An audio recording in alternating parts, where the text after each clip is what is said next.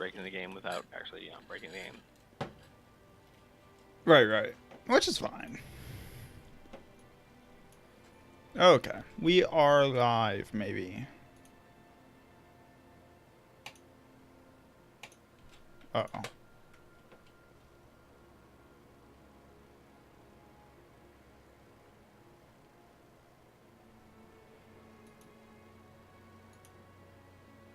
Okay. No, we're live. We're good. Yep. Nothing's broke. It is not broke. Okay. Okay. It's fine if you're half blind. It's fine. I'll just carry you through, like, and everything. You want me to leave? You can just do the whole podcast yourself. I mean, that's fine. I mean, except for the notes I wrote up for you and the discussion we've had and whatnot. and all the intellectual talk, because I'm anything but qualified. Just saying, If you think you're carrying me, I'm just dead weight. I'll just, I can let you do it all your own. Okay, let's see here. Okay. So you had something. We can wait a little bit longer while we wait for people. I was gonna set up a 10-minute timer so that we knew our break time. Oh well. Whatever. So many learning things. Yeah. Yeah, went to the other because that's the next stop is to go. Yeah, I gotcha.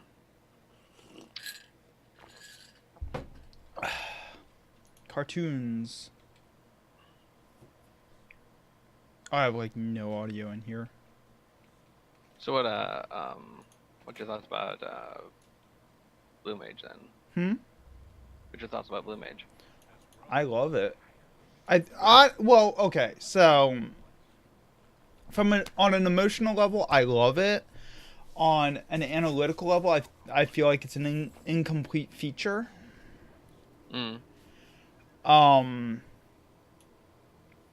One thing that bothered me is that there's no vanity weapons for it. You get your starting weapon, that's it. There's a starting weapon, a quested weapon that I don't know how to get yet, and then the level 51, and that's it. So there's no vanity stuff. There's no There's no glamour stuff, basically. Yeah, which I think is kind of weird. And I'm just like, okay, so either they're gonna pull out the glamour stuff in the next patch in what 4.57, right? Or it's gonna come out in Shadowbringers when they raise the level cap. It feels slightly not rushed, but rushed. Well, I mean, they did kind of the same thing, toward the end of the previous expansions, where they add some kind of like mindless, grindly, repeatable content. Right.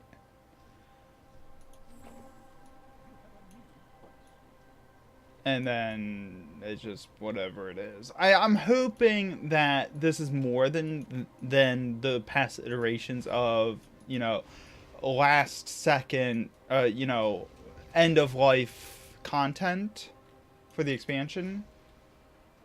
And hope that they do, add to it over time, because this is a very, very interesting amount of a very interesting type of content for 14 that 14 has been missing. And I hope that they follow through with additional, things for it. Right. Otherwise, it's going to be the new hot flavor for about 2 weeks. Right. Everyone's going to get 50. Everyone's going to learn all the skills and then go, now what do we do with it? Yeah, now I'm done. I'm bored. Ooh, what's this? Man event. Ooh. Oh. It gives you mana. I found a man event that gives you mana.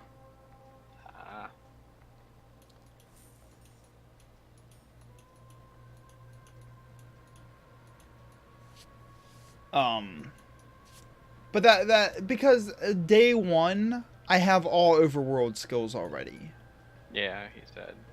The only skills I'm missing are dungeon skills, and the only reason why I don't have those is because I need to level up to get to those dungeons.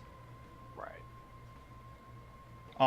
Other than that, running the actual dungeons with blue mages is ridiculous.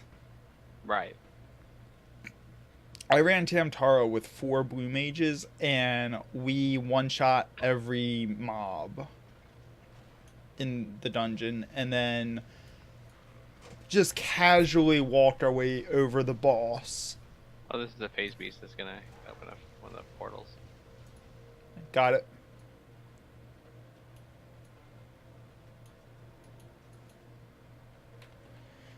Thousand Needles is the most overpowered thing I've ever seen. It literally just... So it does a fixed 1,000 damage that gets split amongst all the mobs that are hit by it. So you have 2 mobs, everyone gets 200 damage, 3 mobs, 333, so on and so forth. Right.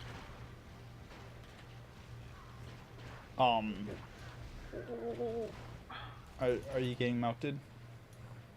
I'm currently dead.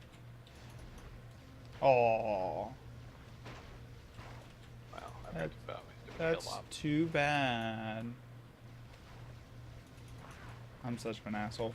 Hi everyone in the chat. We're just kind of rifting for a couple minutes while everyone gets in.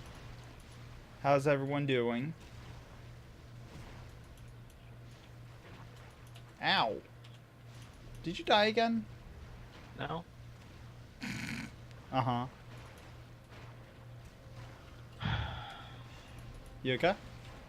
Yeah, I'm just trying to fight enemies. Also makes me an asshole. I don't know who you're talking about.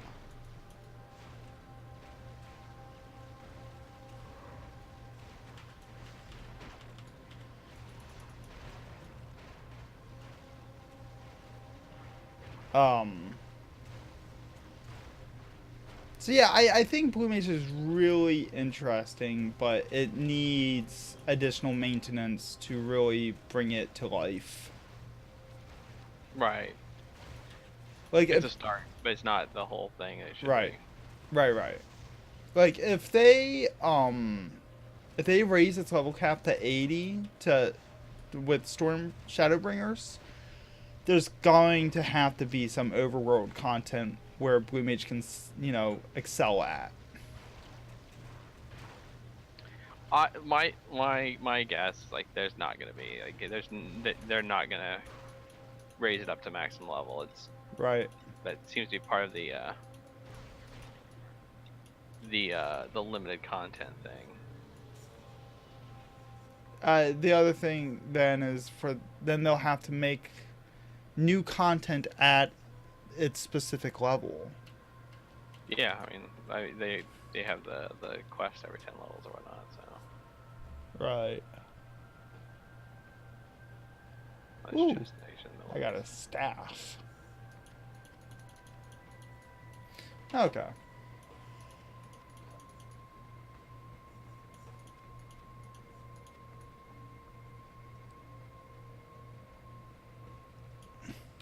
Did you get a goodie?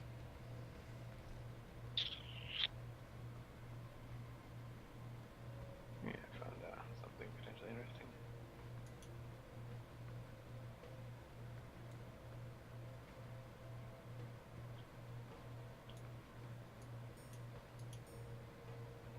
I don't really understand how gearing works in this game.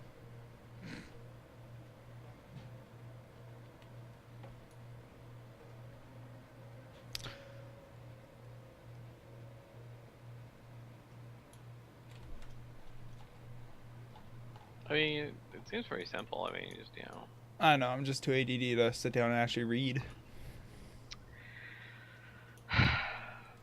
It's me we're talking about here. Yes, it's true. You should expect this by now. Unskilled. Oh, I just leveled up. I need that spin skill point. Nice. Yeah, I mean, People were saying that I guess the official word is that part of the goal of the limited classes is that they'll be able to do other classes like this that Right. don't quite fit in, that they don't have to balance carefully. Well, like Beastmaster, that's always been Right. their excuse with Beastmaster. Oh well, we don't know how to do that to make it make sense. Right. Which is fine. And maybe once Blue Mage is out a little more, we can do a better in-depth analysis of its like significance in the game, I guess. Right now, I think it's a little too early to really have a scope for what Blue Mage's design really means for like the future of the game. Because I think it's a significant class for them to have made. I just don't know what the implications are fully yet.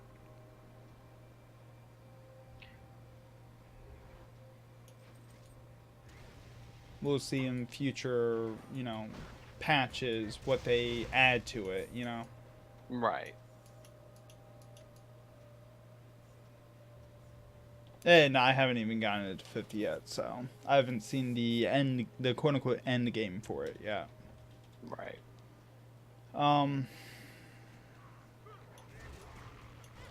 So you had a headline that caught your attention. You wanna start on that? Oh, what was that? Which one was that one? It was your headline. I don't know. I didn't write it down. Let me find it. You are literally the worst. Where'd you send it to me? It wasn't there. Okay. Sorry, we're a professional stream. We No, he's buying that bullshit. Come on. It was the Pinkertons thing. Oh, right. How the Pinkertons security company was basically suing Rockstar because the Rockstar and Red Redemption 2 was basically included the Pinkertons as essentially bad guys, which they have a history of not being the nicest people in U.S. history, busting strikes and basically kind of being tough, strong arm.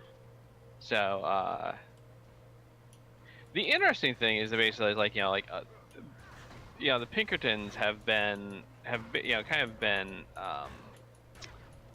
used in a lot of works of art, entertainment and whatnot, as kind of a pop-up bad guy, and so one of the comments was that it's kind of interesting that they kind of choose Rockstar to do this. And of course, the obvious answer is well, Rockstar has a fuck ton of money, Right, and it's just skyrocketing in popularity and. Right. And I mean, they're making a ton of money off of this, and so it feels very much like the Pinkertons are basically kind of going, oh no, these people are totally insulting us and making fun of us. And we totally need damages for these people.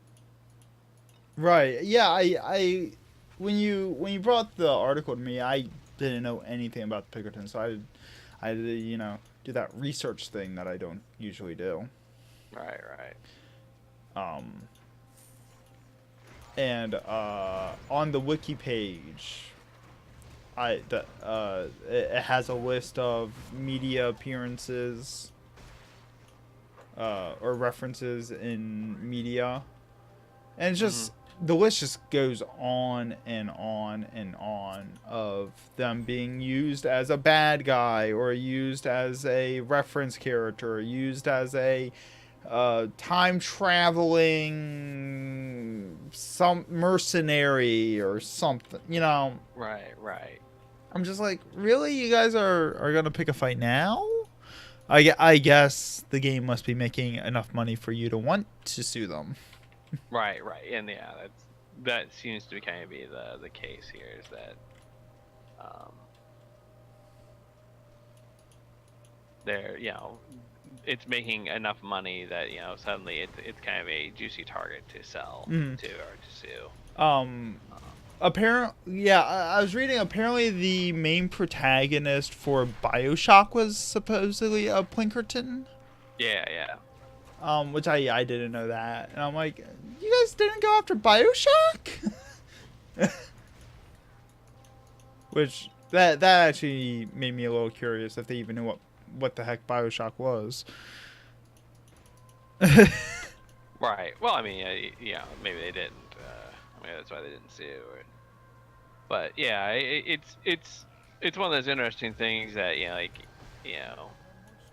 and of course they kind of the justification for it is like, well, it's fair use because they're a historical entity. This is and we're talking about historic.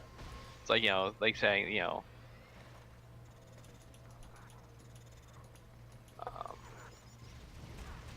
kind of made more complex by the fact that it's a company that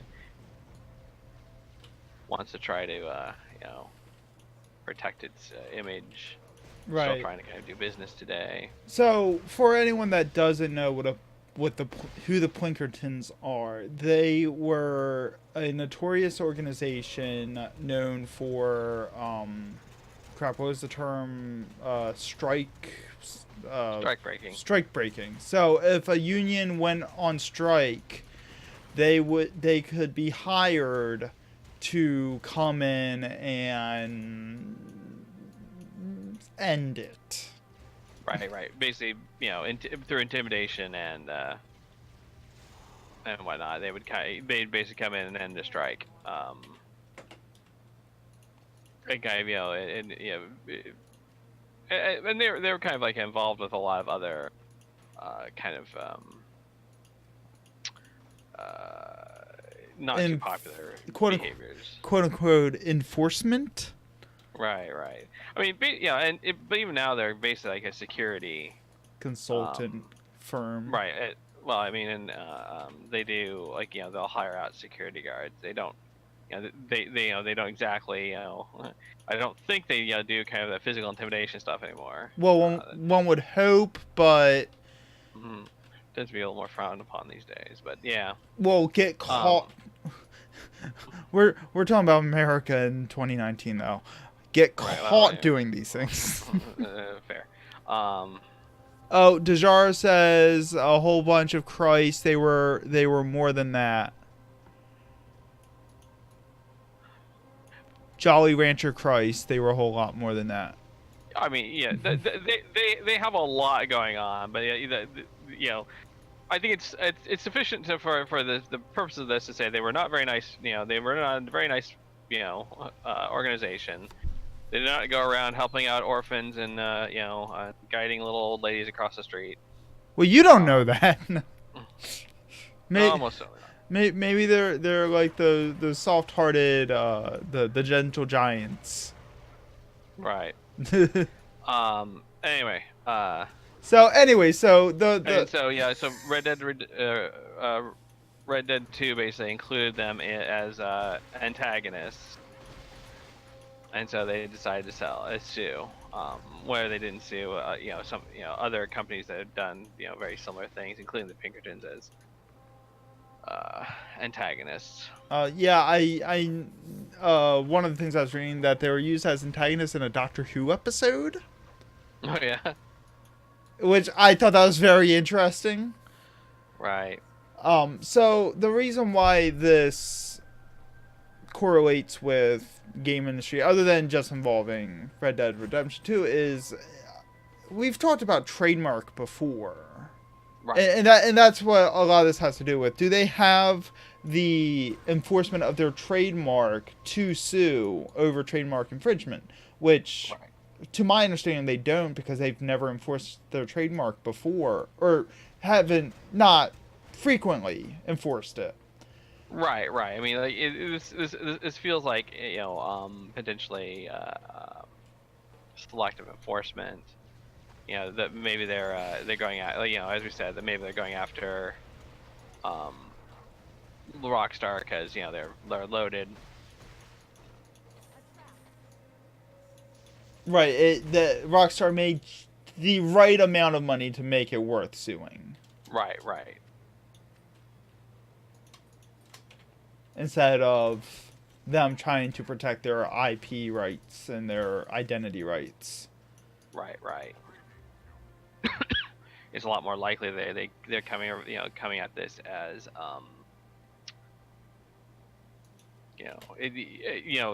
doing kind of some business calculus and saying yes, it's worth trying to. It's worth trying to to sue this group because the money is worth it. Where you try to sue a Doctor Who. Right. I mean, it's a popular show, but it is a low budget show. Well, I guess more recently it's been a little higher budget, but I mean, yeah, but yeah. suing the BBC is not particularly productive for money.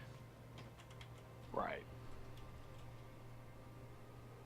Well, because we've talked about trademark law in relation to fan games in the past, where that's where a lot of companies justify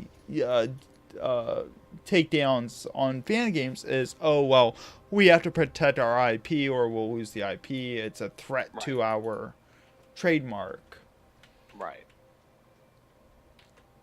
And if this organization had the same mentality, they would have been much more proactive, I feel. Yeah, I mean, they should have been, because trademark, you have to very carefully, guard your trademark in general. Because trademark intellectual property is one of the few that you can actually lose from lack of enforcement. Right. And you really got to be careful because there's a lot of really kind of oddities about trademark enforcement. What's interesting is sometimes you can lose some of your trademark because it's become a generic term. This is why, for example, they're not Kleenex, they're Kleenex brand tissues. Right. And sorry, go ahead. Yeah, I think the one example that comes to my mind is Xerox. Oh yeah. Where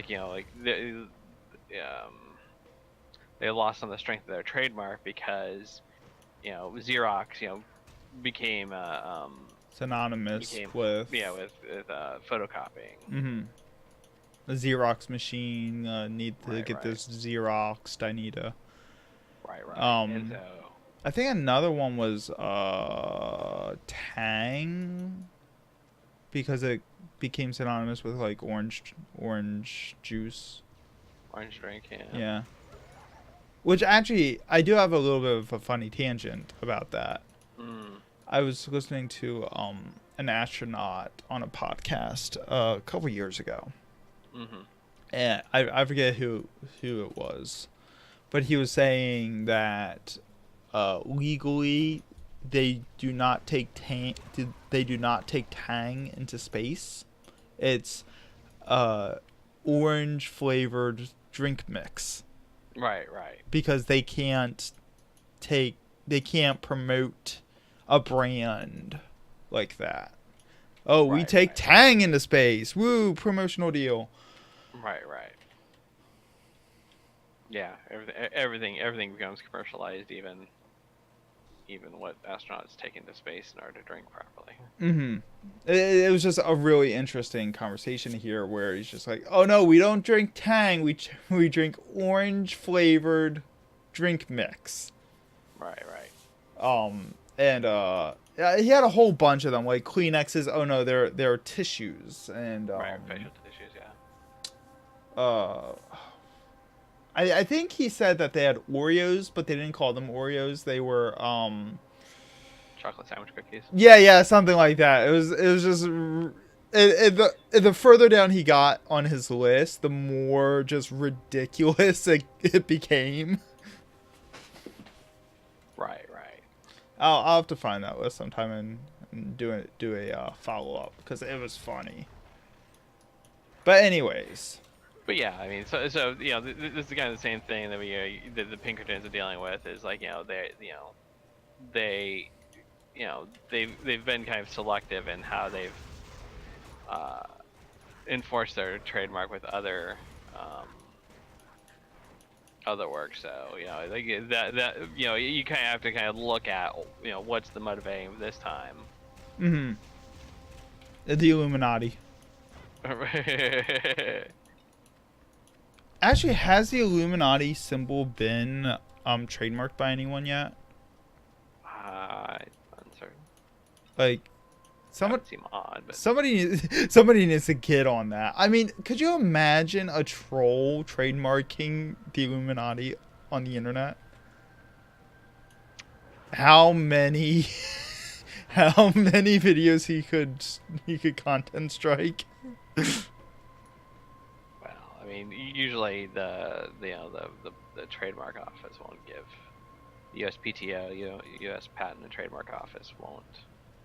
Um, you know, is very careful about, you know, what they grant, and they can revoke it because you know, infamously TSR, the developers of Dungeons and Dragons, tried to trademark Nazi because they were doing they were doing an Indiana Jones game. Mm-hmm. And they say it was kind of by accident. You know, it was like some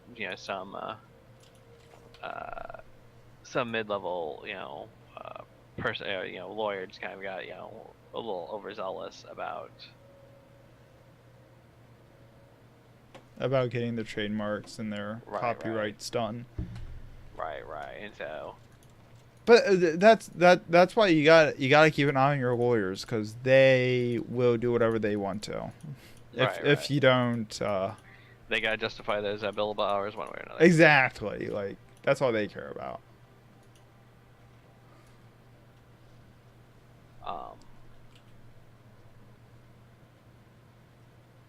And I mean, talking about just trademarks in just crazy trademarks in general. Like we could talk about the King and some of their crazy trademarks. Where they tried to kind of trademark Saga in related to game. They tried to trademark candy. Right.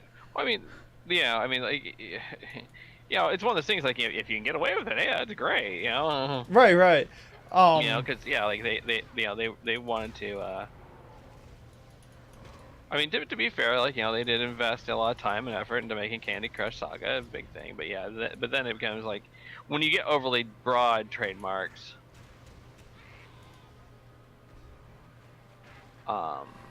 And sometimes like you get like really kind of weird things. Like it's kind of surprising that, you know, Microsoft got Windows as a trademark. Right. That is weird now that you think about it.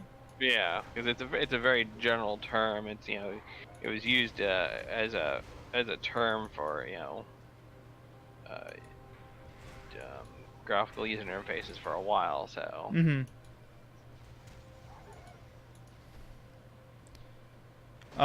What's another crazy trademark that I heard about? I just had one on top of my head. Crap, I lost it. Yeah. No, I should have I should have realized where this conversation was gonna go, and then research some more things about it. Crap.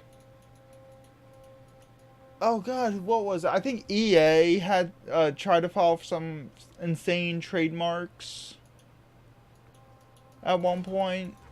Mm-hmm. Microsoft trying to trademark Word. Dejara says. Yeah.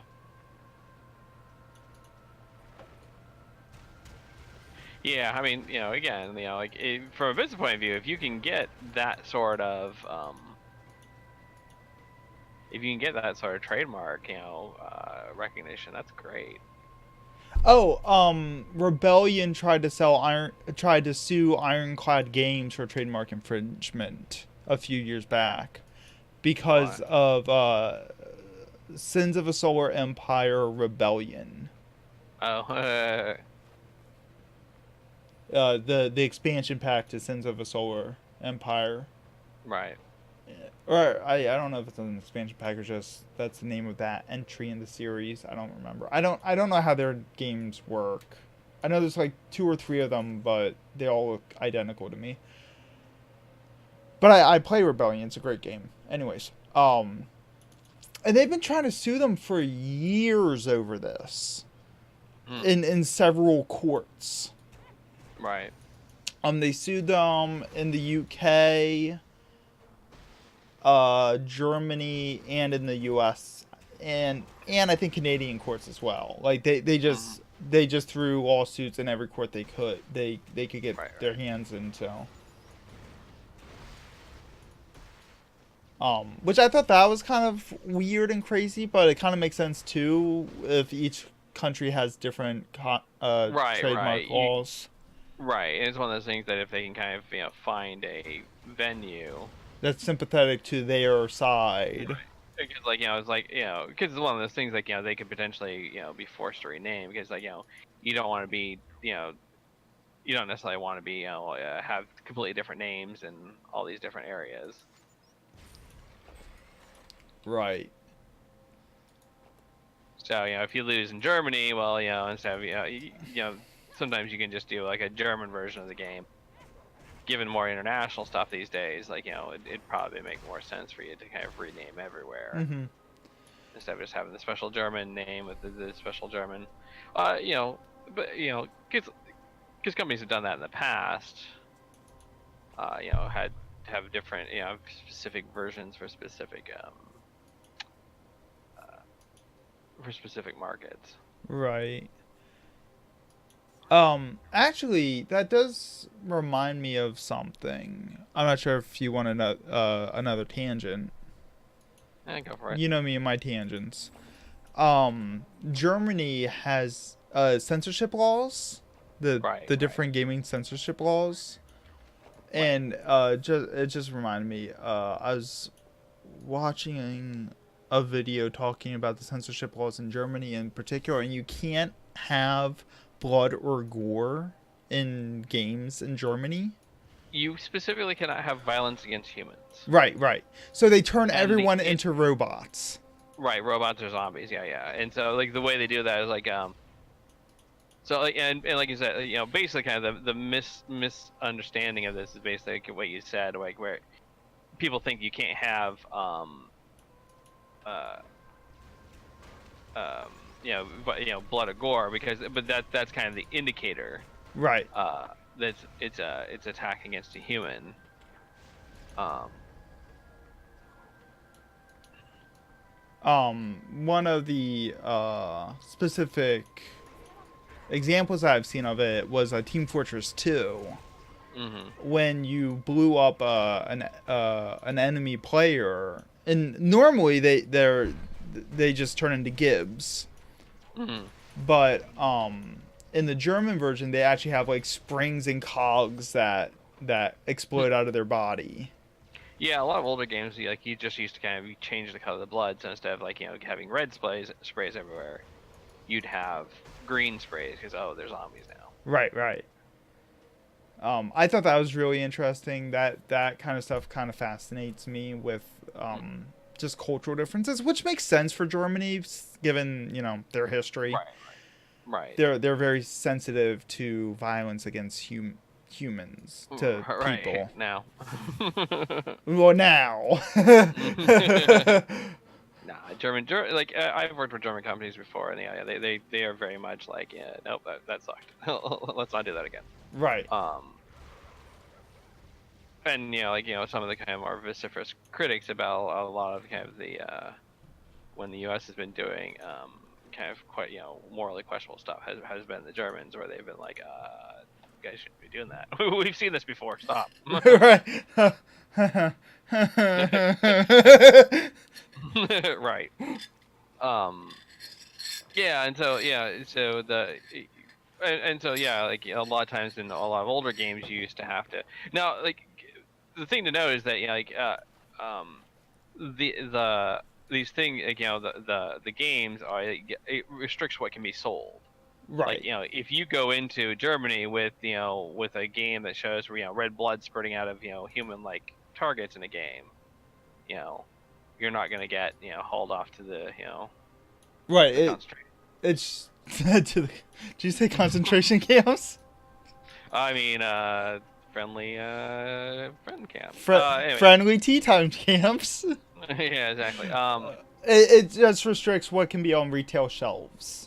Right, right. And so, like, with when you have, I mean, there are certain things that that you can't have, like,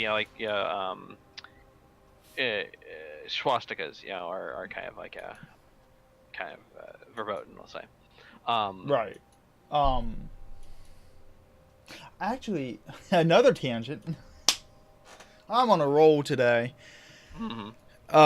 There's a map in StarCraft 2 that when StarCraft 2 first came out, there was a map creator that was very popular from Warcraft 3. Hmm. He started making maps in StarCraft 2, and there's he made tower defense maps. Hmm. And there's a point on one of his maps where if you didn't kill all the mobs fast enough, they would just coincidentally form a swastika. Oh. He didn't mean to do it. Like I think Right. in his testing he just never tested to see what the path looked like. Right. And the map got taken down without him having any knowledge of what was going on or anything. Right. I just thought that was but that's outrage culture. I mean, justified outrage culture in that sense, but Right. Right. Well, I mean, yeah, I mean, obviously, kind of the swastika has a very specific and negative meaning. right, And like I said, like the Germans are very much like yeah, let's that's the past. We recognize we did bad. Um, we don't want anything possibly to bring this up again. Um, so we went from talking about the Plinkingtons to talking about Nazis, Pinkertons, I mean, Plinkingtons. What? yeah. Yes. Welcome to Tangentville. But yeah, Right.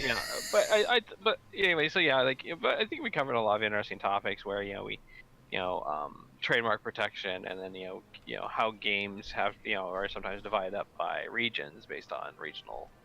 And kind of going back, Germany isn't the only one. China famously uh, does not like Anything that has to do with like the afterlife. right skulls and skeletons and things like that, which actually like um required Wow. World of Warcraft, yeah, to replace like a lot of, because they had a lot of obviously kind of like area, death areas. Yeah, because WoW first hit China with Wrath of the Lich King, didn't it? I mean that's when they started making their huge China No, it's move. before that. Oh, okay. I just They- remember it was around Wrath of the Lich King when it the knowledge of it being in China got very, very common.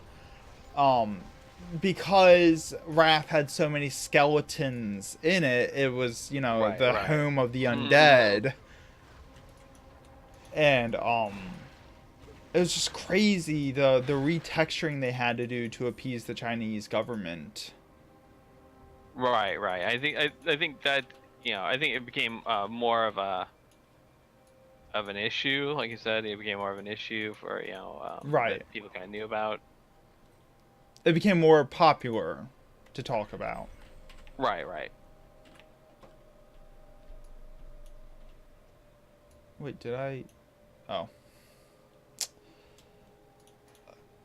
goodness. Inventory management is so hard in this game. Your pet can't carry anymore. Yeah, that's why you have the pet. You just upload shit to the pet occasionally, and then. I don't know what to do with all these gems. I'm afraid to throw them away. I mean, you get plenty of them. Right. That's what I noticed. I've been slotting ones I can, and equipment I don't think I'm gonna get rid of right away, and.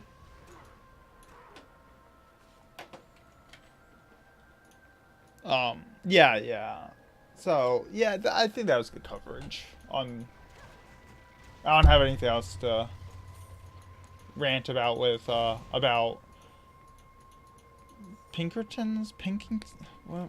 Pinkertons. Why am I having such a hard time? Jeez, that is embarrassing. So...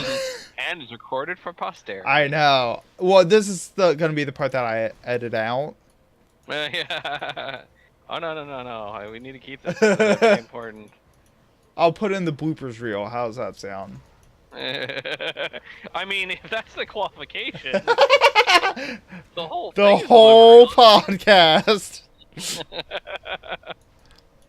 So, I got a mysterious gem.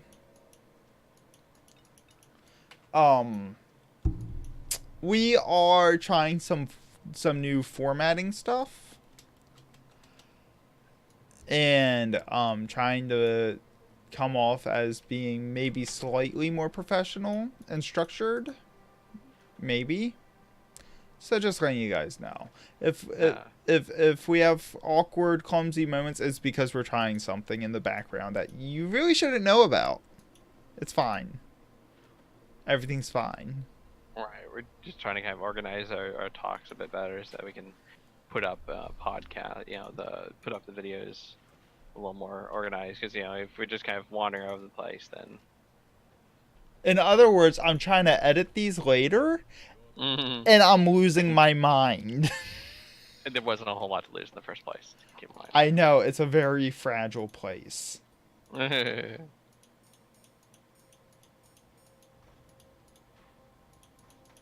So, and welcome everyone that's here tonight. We actually have a few more people than we usually do. All right. Yeah, I'm actually really excited. Professional often gets turned into boring. I thought I was already boring. Hold on a second. We have some definitions that we needed to talk over for a second. But no, I do like the freeform structure that we have, where we just kind of talk and rant and shift subjects. It's just a matter of having it controlled, I guess, in a sense.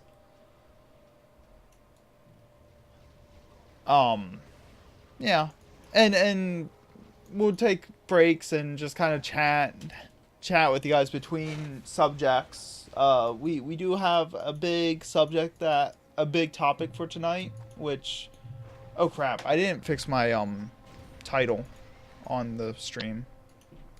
I am the worst.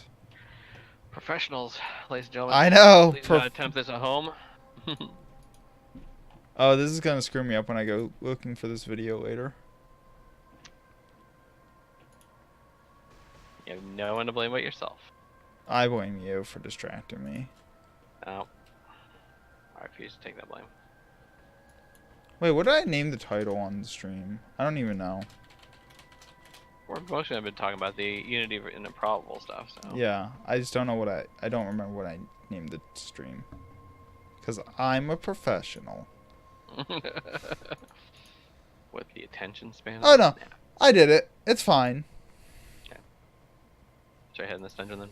This is why God and the submarine service created checklists. Says Tajara.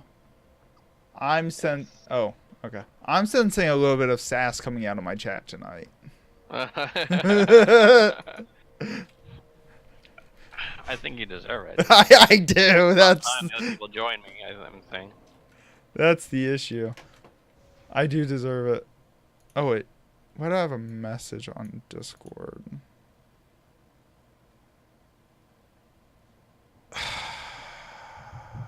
Anyways, That good, huh? I will address this later.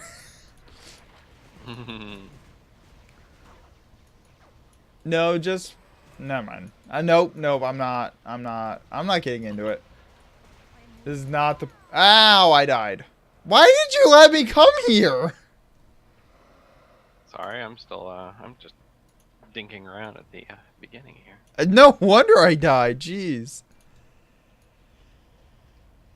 Okay. So do you want to get started on the first bit? Sure. Okay. Okay. So this week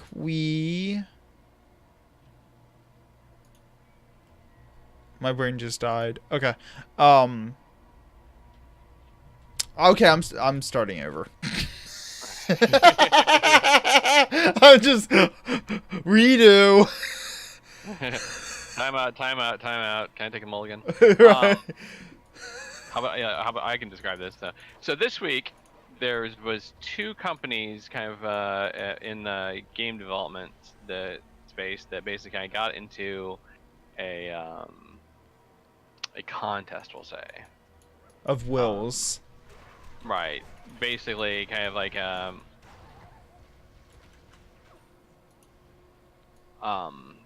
Unity, who creates has a very popular engine that a lot of the game developers, particularly indie developers, use. Got into a spat with this company called Improbable, which does manage servers. Which basically, they'll host servers, and they offer a lot of kind of additional benefits with their servers, where they have an SDK that allows you to do a lot of common things, kind of help with networking and whatnot. So there were several articles kind of written about this, but essentially what happened was Improbable comes out and says, well, Unity, shut off all our keys, and it's kind of told us that we can't be a preferred partner for them. That means anybody's working on Unity and using our services are kind of screwed. And that basically kind of sent a whole bunch of developers into a panic, for obvious reasons. Justifiably. Right. If you've been developing your game for 3 years and you're planning on using Improbable and Unity together, well, this kind of sounds terrible. And basically the Improbable kind of made it sound like Unity was the bad guy, which of course they're going to do that if there's a spat. Unity kind of shot back and said, whoa, wait a second, we just do, and one of the things that Unity did that basically kind of Improbable kind of got a lot of usage out of was that they changed the terms of service, and it looks like it basically was a change of terms of service specifically to exclude Improbable. And so what Improbable did was kind of attack Unity at their base, at the people that they need to support them. The developers, they kind of made developers kind of wonder, well, is Unity going to make it so I can't use this one thing that I'm relying on using. The other and then they made it kind of feel like they made middleware developers kind of worry that is Unity going to get upset at us, change their terms of service, and suddenly exclude us? Which it's a really scary situation, right. The way that Improbable is painting the picture. Right. And it's hard to kind of say that that way, like it's it's completely wrong or completely right. Like this, they do have a point that like someone kind of holding over your head saying, yes, we're going to make it so that you can't, we're going to make it so that you can't, potentially, we can ruin your business. I mean, and because the reality is, like, whenever you rely on someone else and you have a license, it depends on the terms of that license. Like the licensee, usually the licensor, I want to say, man, is generally not going to give up, any more rights than they absolutely have to. Buy our premium service. Right. Kind of a more recent example of this was Facebook. Mm-hmm. Where Facebook games, like when Facebook games were first a thing on Facebook, it was great. It was kind of like a Wild West territory. Everybody's making games and making money. Because and then at some point Facebook went, yeah, you're using our infrastructure, so you're going to be You have to time pay for more. us to get our It's time for us to get our cut. And that kind of like kind of started squeezing out a lot of the smaller companies, because suddenly you had larger companies who were going to be able to negotiate better deals, like Zynga, compared to smaller companies. And so you had essentially you had people feel like they were Facebook was basically kind of clamping down on this. But And a lot of the people kind of point out, like, well, if you rely on another company for things, but but in a way, like you kind of need to rely on other companies, and in some ways, unless you're gonna buy your own network operating center and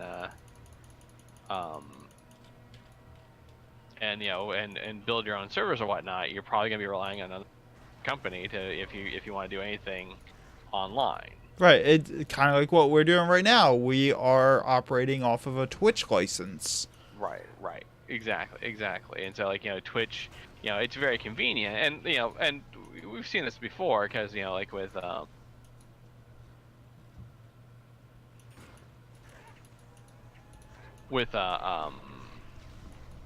YouTube, when YouTube kind of changes their monetization system, and some people kind of feel like they're not getting a fair shake out of the system anymore. They kind of suck. Which they did overnight, and took out, without notice, and took out entire genres of channels just overnight. They just stopped making money. Right.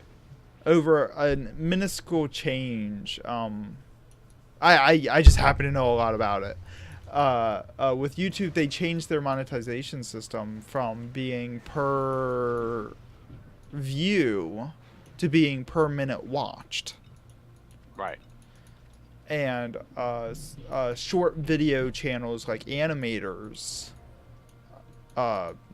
stopped being able to make money at all, because they operated under per views.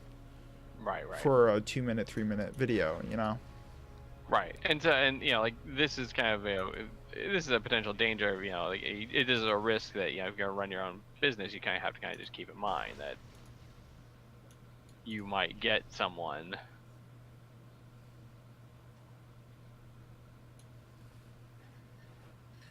who's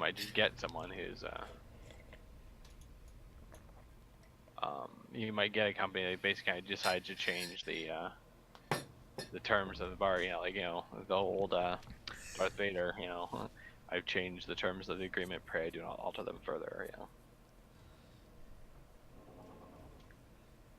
This deal's getting worse all the time. Right. And so you kind of have to kind of like that Robot Chicken bit. I'm not sure if you've seen that one. Yeah. Sorry. Tangent. Nerd. Yeah. you brought up Star Wars. I know I put You myself to blame. you did this Okay, to fair. yourself.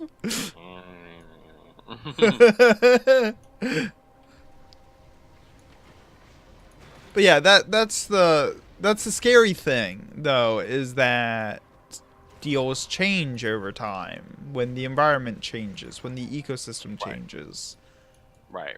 And so yeah, the company that's your friend and whatnot now that is really eager to help you out.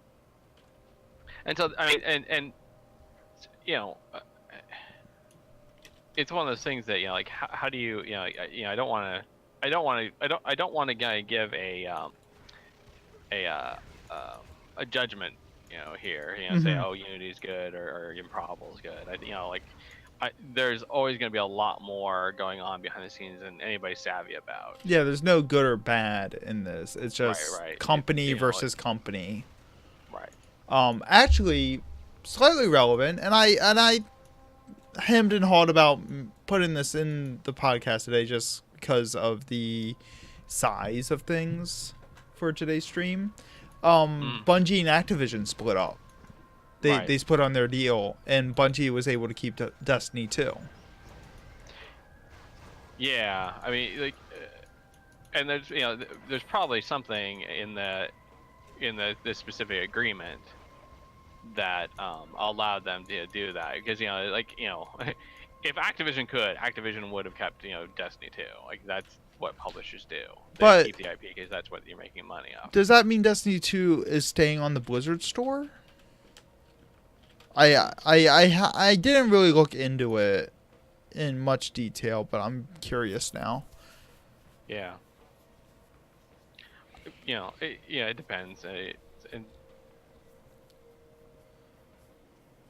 We'll have a follow up on that later. Yeah.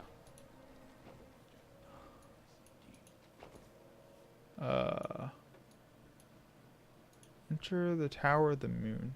Anyways, so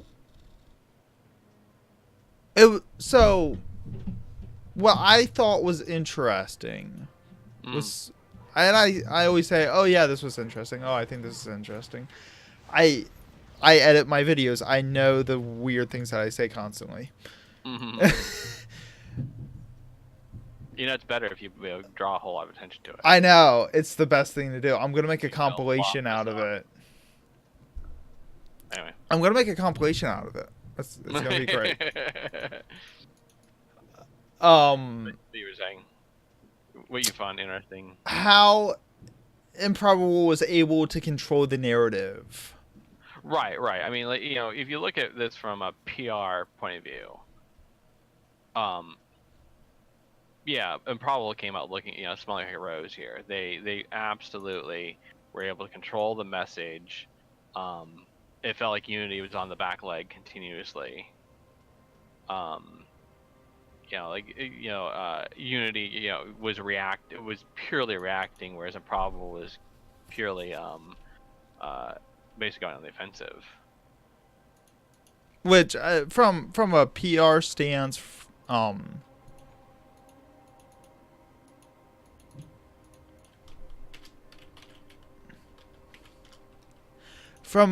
stance, it was masterful what they were able to do. Right.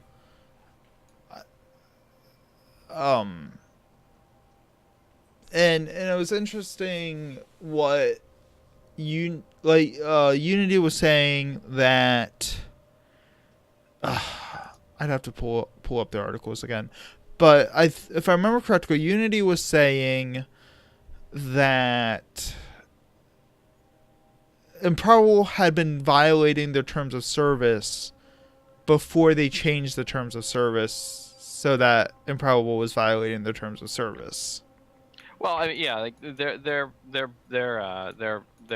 point was that there's a chest down here. Yeah, basically what they were saying is that all they did was basically clarify the terms of service. They didn't actually, they weren't trying, basically, what they were saying is that we didn't we didn't intend to screw over Improbable in particular. We were just clarifying the terms of service. But I mean, but still, like, what Improbable was able to do is basically, to do what we call fear, uncertainty, and doubt. They were able to kind of, get everybody really worried about what Unity might do to them. Right, because Unity's now the monster. Right, Unity's the one that can could potentially just take away your livelihood. And I saw a whole bunch of people in the message board saying, "Well, I'm going to Unreal." Right, exactly, and so that's the other interesting thing here is that basically like Unreal kind of jumped in, and like we have I think we were going to talk about this a little later, but like a little snippet, little foreshadowing here, but Unreal has the Unreal Store now. They're looking to kind of get game to do digital distribution of games as a Steam competitor. They've got their engine competitor, with the Unreal Engine 4, and so them kind of stepping in here and kind of supporting Improbable means that they really they kind of they were kind of definitely benefiting from this.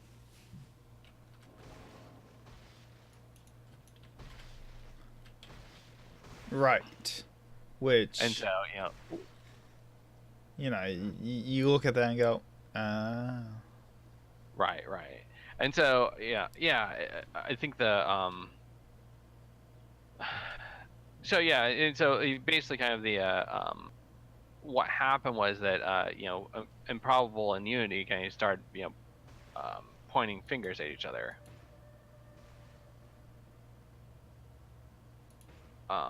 and like you said, Improbable was able to control the message, basically kind of just it was masterful. I mean, it was exactly how one company's PR should work, on a practical level.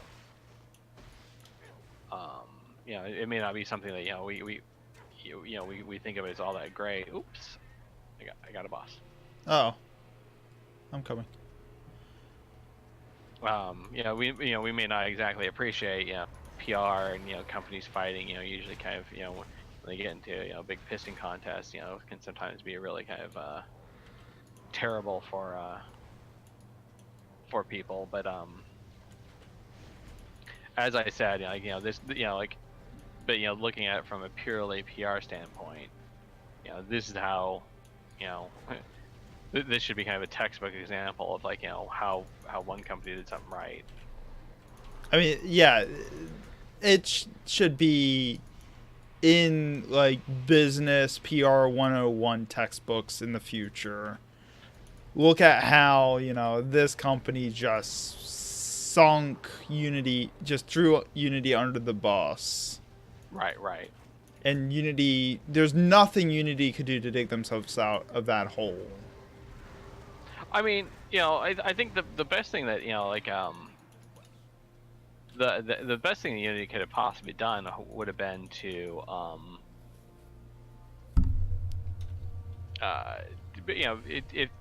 to kind of rely on their the community had already built up. Right. I mean, the problem you run into is that sometimes companies will start to kind of take things for granted, basically. Mm-hmm. I think from my simple point of view, if they had relented and just been like, whoops, sorry, that wasn't, oops, we didn't mean to post that, or, oops, we typoed. Right. Well, I mean, assuming that there's no, again, I don't want to make value judgments. I don't want to say, Unity did right or did wrong. Right. Or not. I think I think the assuming they had a legitimate business reason for doing what they did, like relenting might have put them in a worse position. True.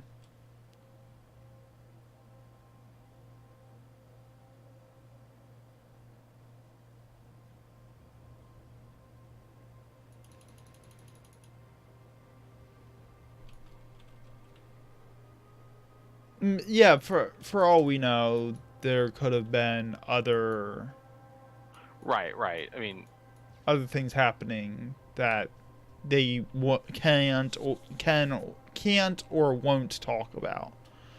right. And so yeah, I think that and we can speculate in a little bit later about who did what to who now. Mm-hmm. But I think that one of the it's really hard to you can play armchair quarterback, but it's really hard to say for certainty about this person's right, this person's wrong. You know what this whole thing was missing now? A Twitter war. Like, I mean, it was a little old school in that way, or that was done by blog posts. True. I mean, and so I mean, basically, the everything was done by dueling blog posts.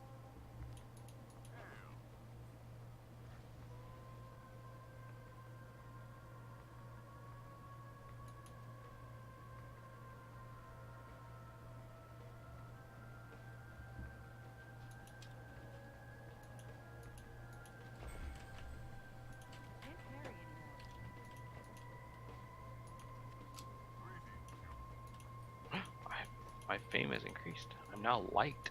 People like me. No, they don't. They do in this video game, okay? Okay, we'll let you believe that. It's fine. Wow.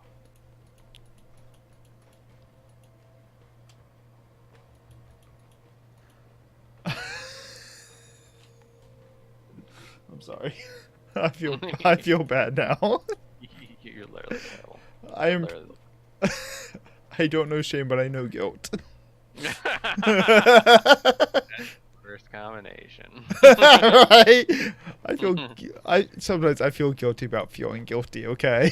Are you raised Catholic or something? No, that's the worst part.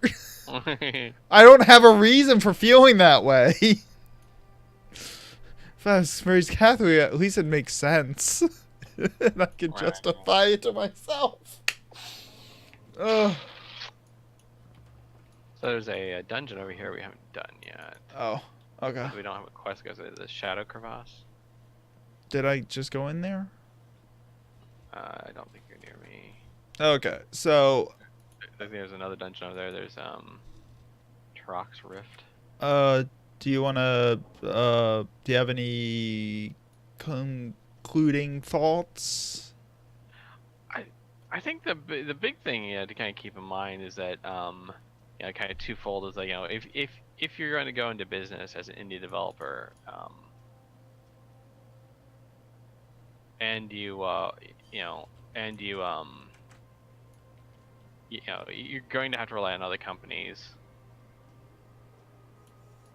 Just keep in mind that there's going to be there's potentially going to be issues like this. Where someone's going to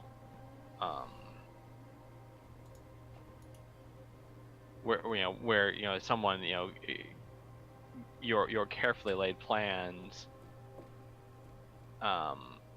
your business is going to be put under threat because someone decides we want to change some wording in the terms of service, or we're going to get into an argument with this other company. And so, or just a company decides that hey, we want to cut the pie. Like I said, that's what happened with Facebook. Mm-hmm. Where they with games on Facebook where it became such a huge thing. They were like, we kind of want to cut out this. Thank you. Right.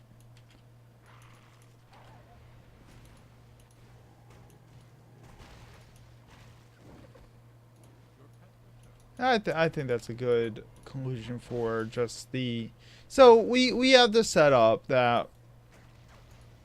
For the first part, we're just kind of explaining what happened, and then we'll kind of go into some more of the different aspects. Yeah, some analysis. Trying, like I said, trying to kind of keep, it might sound like we're kind of doing value judgments, but like in reality, that we can't, say things for certain. Oh, this company is good and this company is evil. Or else we'll get sued. Well. Well, honestly, I don't know anything about either company on a personal level, so all I know is what I've been reading out of these blog posts, and they are somewhat hilarious at how contradictory they are to each other. Right. Well, I mean, this is kind of this is what happens with when the companies fight. Like, obviously they have kind of different perspective, and they're going to spin things in the best possible way for their own company. Mm-hmm. Even if one company was like literally bullying the other company. Like Steam. I mean, what? Yeah. I mean. But even if one company is literally bullying, have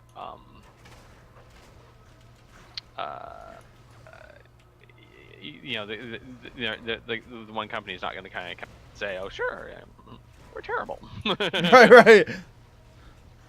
Oh God, I actually, okay, so that, God, is Kiersey in the chat? I hope Kiersey's in the chat. She'll be so proud. Kiersey brought to my attention of this this company she found the Twitter of called, I don't know, should I say the company name? I'm not sure if I should. But they make cell phone covers. Mm-hmm. And they are like a walking flame war ready to go. Oh, that good, huh? It's glorious. It's like it is everything that you want Twitter to be. I don't know how else to word this. So they will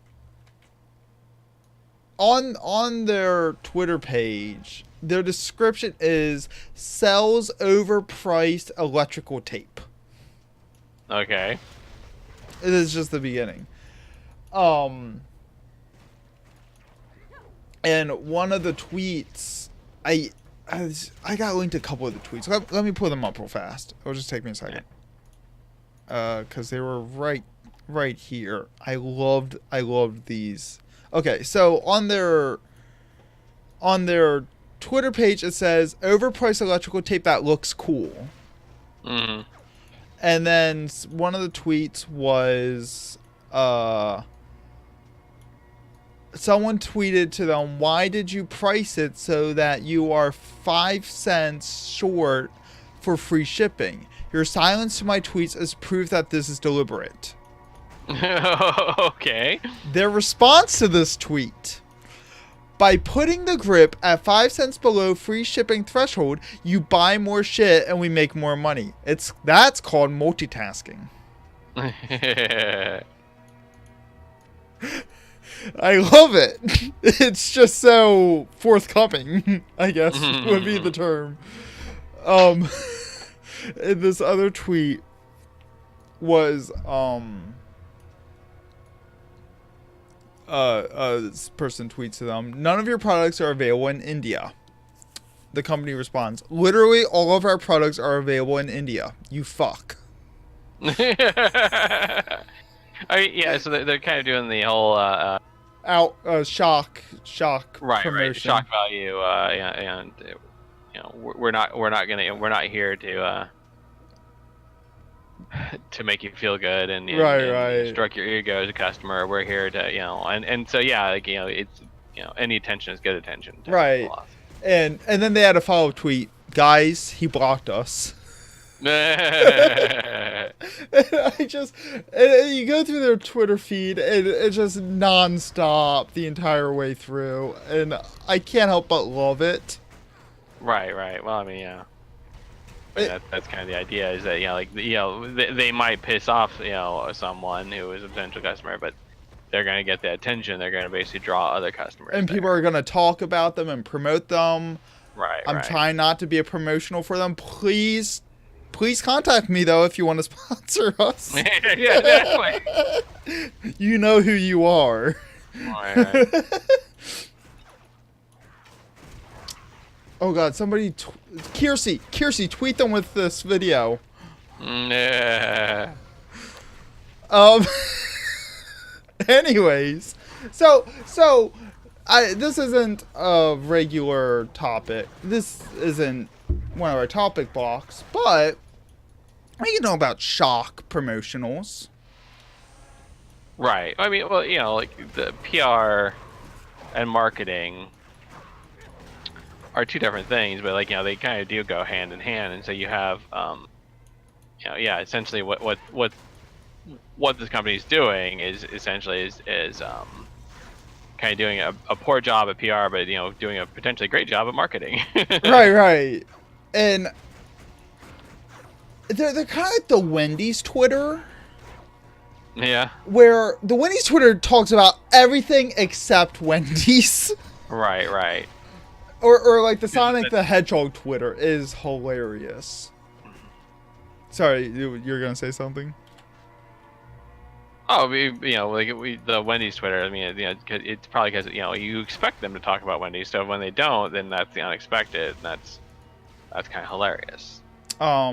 A few years ago, the Game Grumps actually, I think I talked about this on stream. The Game Grumps actually, who's a YouTube channel. It's a gaming Let's Play YouTube channel.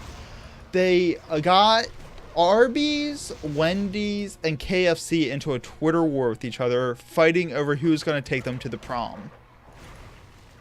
Yes. This is Twitter, everyone. This is why I have a Twitter account, to read this nonsense. Mm-hmm. And then apparently Wendy's and I want to say Burger King had a side fling going on at the same time. Yeah, it turned into this whole just multi-layered narrative. It was hilarious. And it's watching all these competitors on a platform where they can all joke around and have fun with each other at the same time. Right. It's who would imagine this if you went back to 80s, 90s, marketing. Right. I mean, and this is one of the reasons why it works so well is because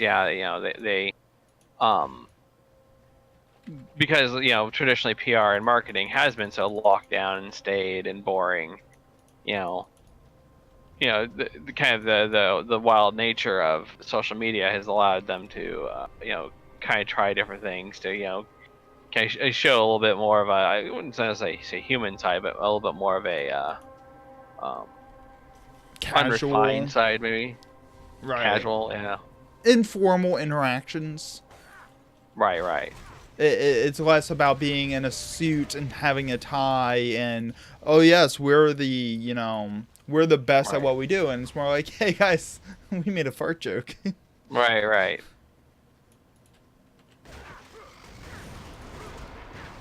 Is that your spell? Yes. The pillars? Okay. I love it.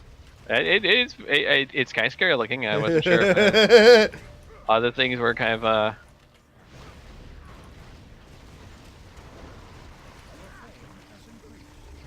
It's like my first cooldown ability I've discovered, but it's really good at building up my gauge. Oops. I just leveled up again.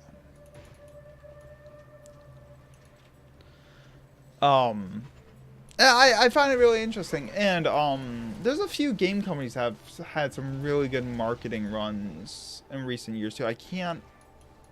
I wouldn't say like Five Nights at Freddy's has been really good because it's like a lack of marketing, makes it market itself. Which I Right. Of course, like the reality, of course, is that you can't really get away with that very often. no, it had Five like Nights the at perfect storm of circumstances to work. Right. Friday Nights at Freddy's really kind of benefited from streaming and a lot of that stuff. So. And YouTube and yeah. Right.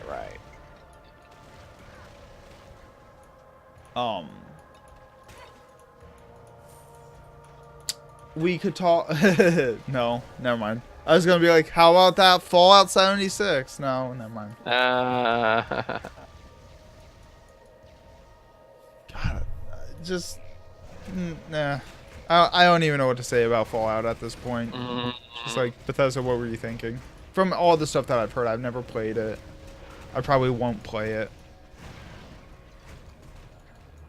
Like, I think Fallout 76 might be like the most played bad game. Well, I think it's one of those things where it's probably nowhere near as bad as like people want to make it out to be. Right. Like it sometimes you get those things where it's just cool to hate on this thing for whatever reason.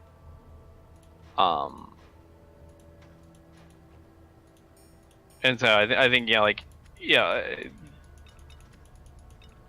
there was a lot of kind of we'll say politely say missteps. Right.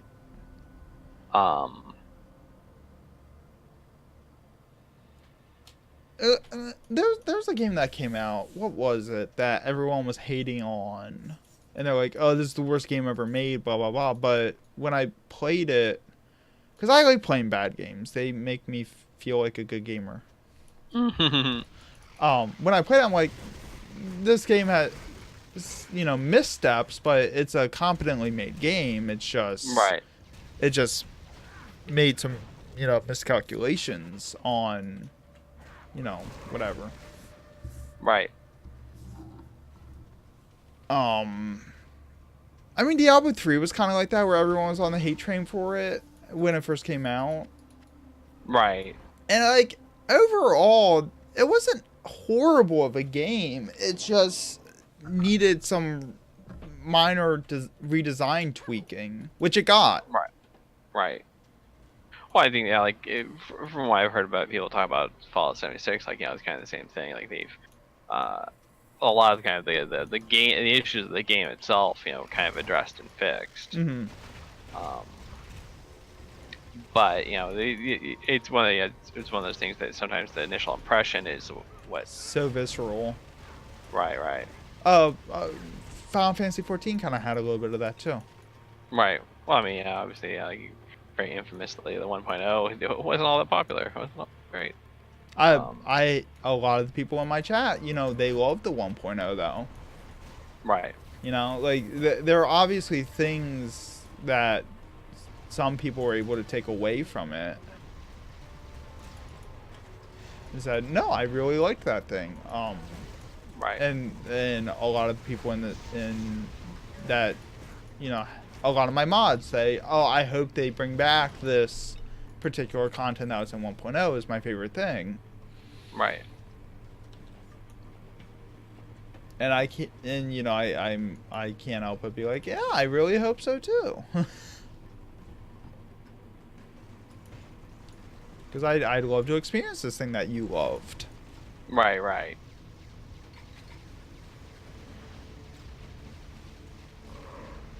I mean, and you could look at you can look at A Realm Reborn, Final Fantasy 14, A Realm Reborn. Look back at it and go, that wasn't really that good. Right. Overall, I mean, it was kind of an empty game, to be honest. Right.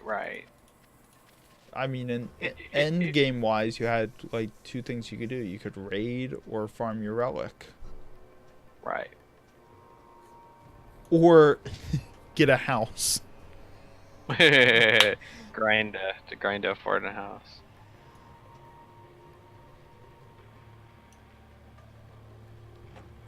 So, let's hear what else. Do you want to get back on the topic of the day? Sure. So, Okay, let me. So one of the things that we wanted to talk about was kind of the company versus company aspect. Right. Kind of looking at, like what it means. And like, there was a great Twitter thread that kind of like, really helped put a lot of these things into perspective, talking about what the like what was like, like what kind of happened between the two. And like, I think one of the initial things we have to kind of figure out is like things like this don't come out of nowhere. It's not like, someone at Improbable just woke up in the morning and went, you know what, I fucking hate Unity. I'm gonna go make a blog post and totally ruin their day. There was Or probably a something. podcast. Mhm. There's probably something that basically kind of precipitated that, potentially A disagreement they had, or a right, or like some business negotiations broke down and failed, because obviously they were looking to have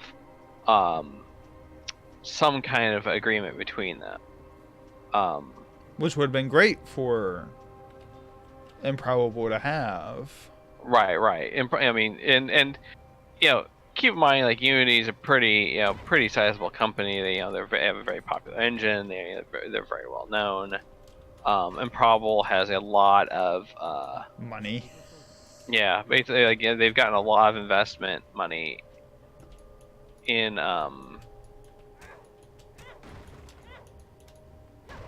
they've gotten a lot of investment money Yeah, I saw. over the years. I was looking on their site, and they're worth like over $1 billion now. Yeah. I mean, like, and yeah, like they still, I think they're still in development for their testing. Right. Which that's just insane. Right.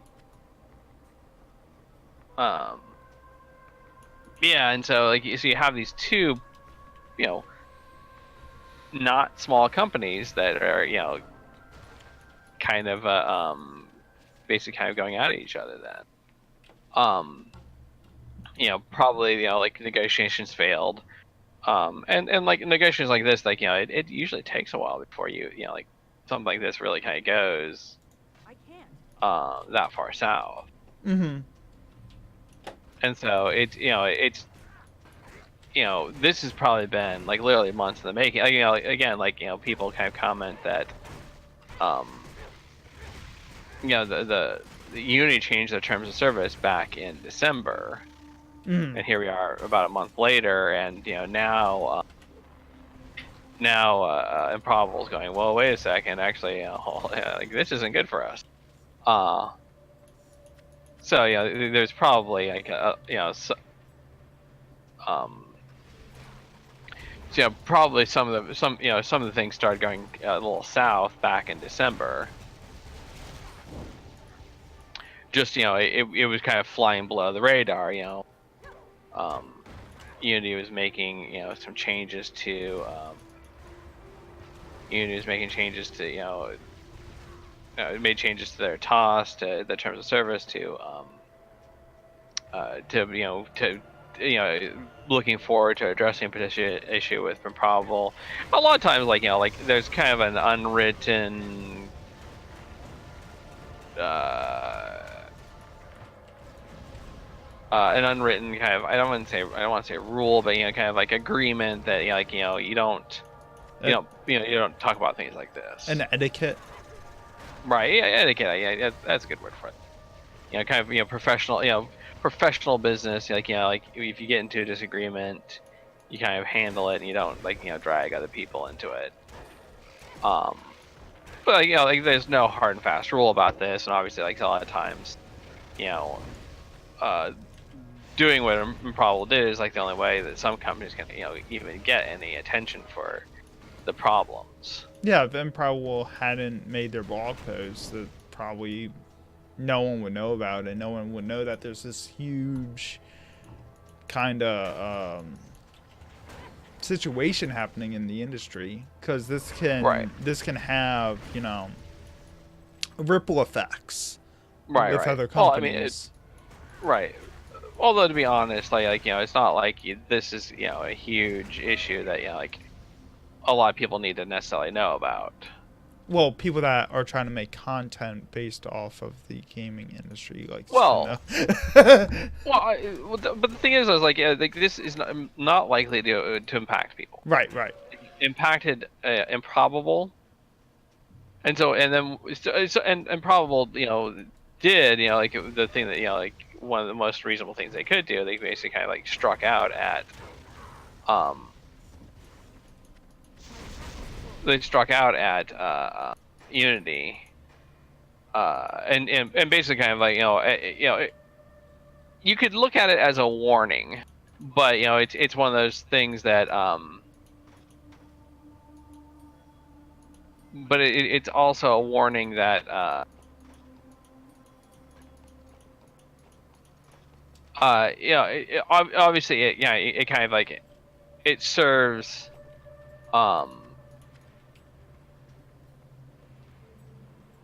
it serves Improbable's business, by basically kind of turning people potentially against Unity. If they were getting support from Epic. From Epic, yeah, like Epic obviously was getting was benefiting for this as well. And with Epic, I mean, we can talk more about Epic in a little bit. Right. But so when you have like kind of two companies that kind of going at each other like this, like I said, it's kind of hard to really kind of know what precipitated this. Like because it could have been like maybe Improbable came in and came to Unity and was like, hey, we want a better deal than what you give everybody else because we're super great and everybody's going to love us, and so like you need to give us a better deal, otherwise we're gonna say nasty things about you. And Unity was like, no, and then Improbable did just that. Or it could be that Unity saw that Improbable had a whole lot of money, like it was worth $1 billion just from mostly from investment. And so Unity kind of went to them and said, okay, if you want to play on the platform, then you need to come and you need to cough up more money than what we expect from other people. We are the golden boy. Honest, right, and to be honest, like either one of those scenarios is was probably equally likely. Or it could just be like it may not even be anything quite so what's a good way to put it? I think aggressive than that. I mean, it could it could be something that's a lot just more low key. I found the Manticore. I see that. Your mama must be so proud of you. Yeah. I am the golden boy. Manticore's mate. Everything's terrible. This podcast brought to you by the Manticore and his mate. The Manticore's mate. Oh boy. Your regular podcast broadcast interrupted by breaking news. Oh god. Not my face, I'm too pretty to die.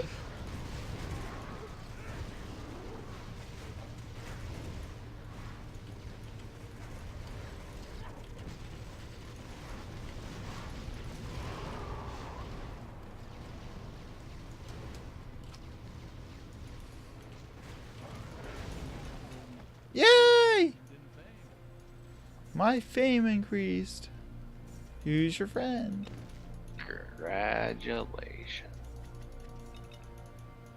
That was exciting. Oh, what were we talking about? Oh, there's a chest over here. Yeah, I'm just throwing out the other things. There's a bunch of gold over here. Yeah, and so and this is kind of what like I said, like it's really hard for us to make value judgments because we don't know what caused this. Neither side's necessarily either side's going to potentially be kind of pointing the finger at the other still. Mm-hmm. So you kind of have to kind of go with your gut and kind of figure out, okay, well, this makes sense or this doesn't or whatever. Exactly. And from a business point of view, like you kind of have to, like you said, Unity changing the terms of service is not something that's completely that's pretty normal for companies to do. So you just kind of have to kind of figure out what makes sense for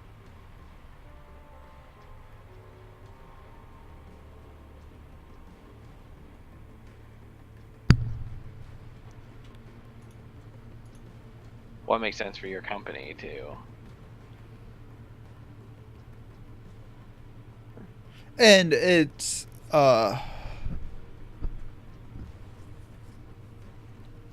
stuff like this. I mean, you sometimes you hear about these kind of disputes going into like lawsuits. Right. Because we're talking about, the difference of a lot of money being, changed or distributed or. Mm-hmm.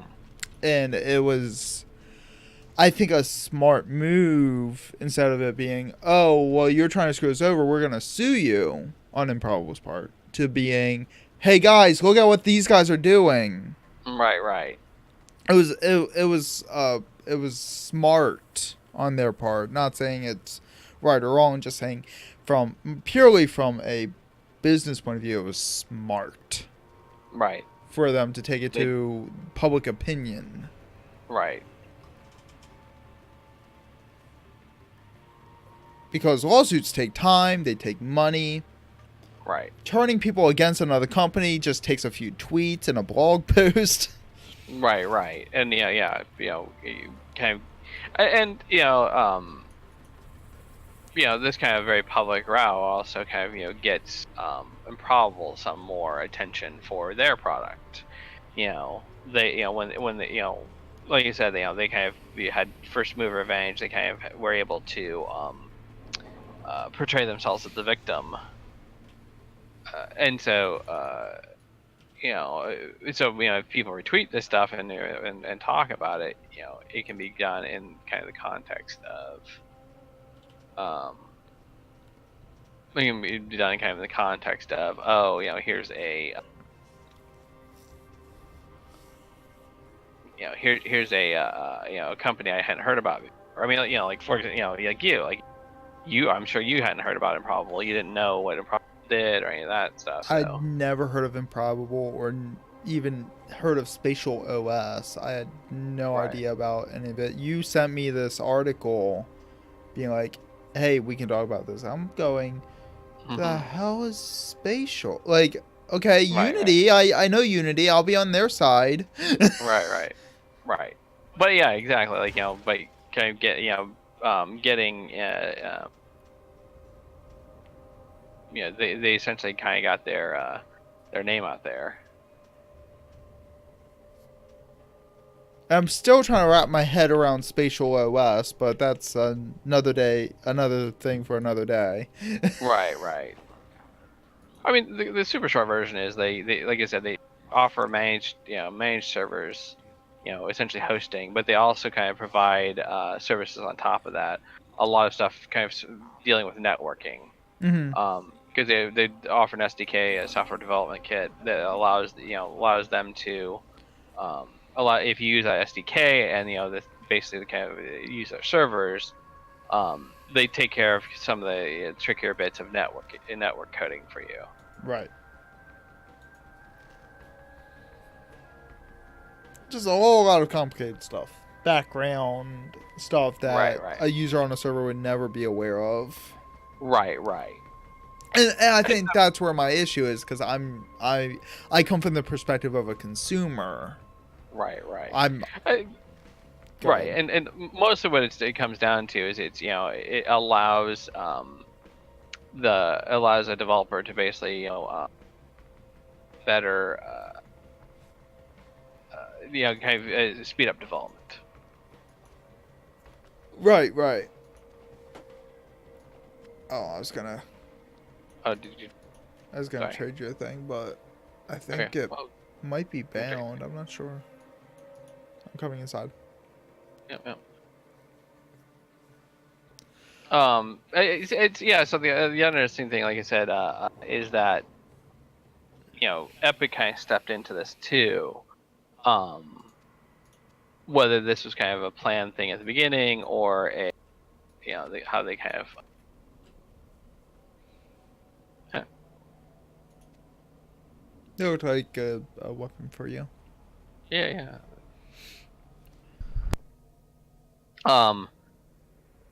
Whether Epic kind of and again, like this might be Epic may have precipitated this in order to kind of get more interest for their for their engine. Oh my goodness, how amazing of like a conspiracy scandal would that be? Right. That would sound like all the flat earthers just through the roof. Don't trust Epic. They'll ruin your company. Oh, don't take me out of context, please. Well, no sponsorship agreement from them. I love you, Epic, and your store that I've never used. No, they gave away Subnautica for free. Yeah, this is true, and I was able to play it. And I quite enjoyed that game.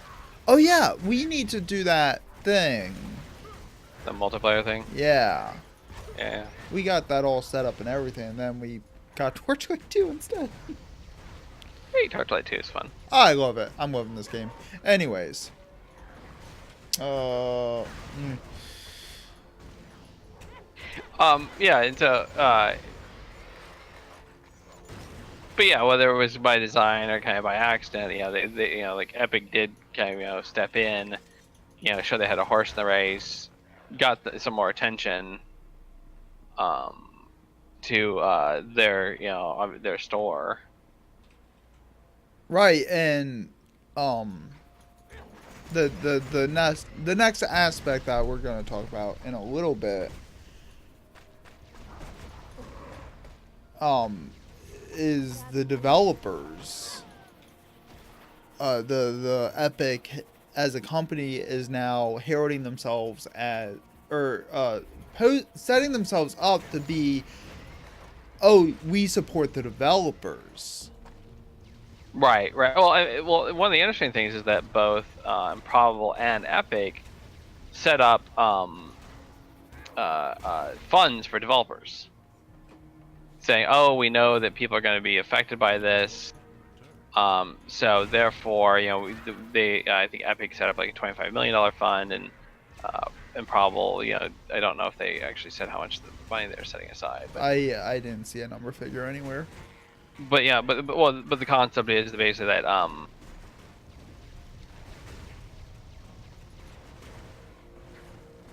but the concept is basically though is that they are able to kind of like take kind of look like the good guys, like saying, oh yeah, like this company is totally Unity is screwing us over, but we're going to be the good guys. We're going to be the ones that basically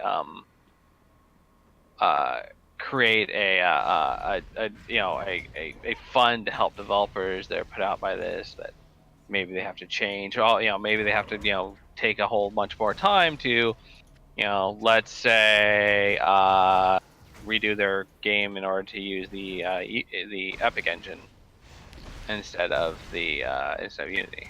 Right, which Unity actually released a response to that sentiment, saying that it's absolutely false and that no developer is going to be forced to their games will still work. Right. But Unity ignored the fact that servers, like they were just talking about games, not the multiplayer servers that the games run on. Yeah, I mean, like it's complicated. Well, and I think that like it's one of those things that like it's Unity didn't necessarily want to probably go into a whole lot of detail. Again, it's considered a bit poor form to basically kind of take too much of a pissing contest and make it public like this. Unity's probably playing by kind of the old school rules, for better or for worse. See, that's what I'm saying. This needs to go on Twitter so that it's just a no holds barred fight. Right. Smackdown, where they can call each other names and insult each other's mothers. And then we can all witness it in its full glory instead of reading these really kind of tame blog posts. Right. That'll really give us something to talk about.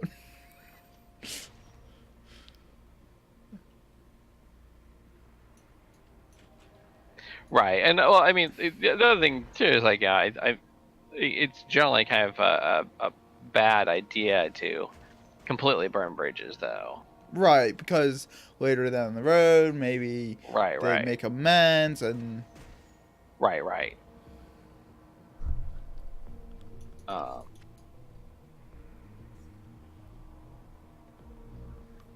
It could be like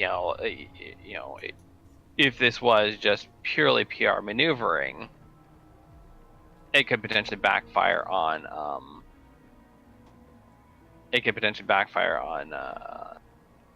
Improbable if developers go, oh well, I actually feel more sympathy for Unity than for Improbable, so I'm gonna stick with Unity. Mm-hmm. And I think the reality is also that there's a bunch of map over to where I was. Yeah, I cleared out this side. Yeah, gotcha. I think the reality is that you need Improbable if you need if you're going to do multiplayer, or I think server based. But and so that's kind of like a very specific thing. If you're making a pure single player game, you're going to have a lot less need for Improbable services. Whereas like Unity, pretty much like if you're making a game, you kind of writing a graphics engine is going to be a lot less, not very much worth your time. Right. And so there are trade-offs between choosing to use Unity or using Unreal or using Havoc. Each engine has its strengths and weaknesses. Right. So sometimes you're kind of in a pigeonhole where the game that you're trying to design really Unity's the way you want to go. Or you say you've hired a whole bunch of people that have Unity experience but don't have Unreal Engine 4 experience. True. I mean that's one of the big issues you run into when you're hiring as a developer is you want people to kind of have very specific experience, and this is why the whole Epic kind of mind share is such a huge issue for them. Because in many sorry, go ahead. In many ways they want in many ways they kind of want that mind share. They if they can get people that have experience with the more people that have experience with Unreal Engine 4, the more likely a company is going to want to hire people that have that specific experience, and then they're going to need to license the engine from them. Right. And that Twitter thread you were talking about earlier, they were talking about an open source type of Unity engine too. Oh right, the Godot. I'm not sure. I don't know very much about it, but yeah, they kind of pointed out that one of the executives at Epic kind of made an offhand comment about this. I keep dying, jeez.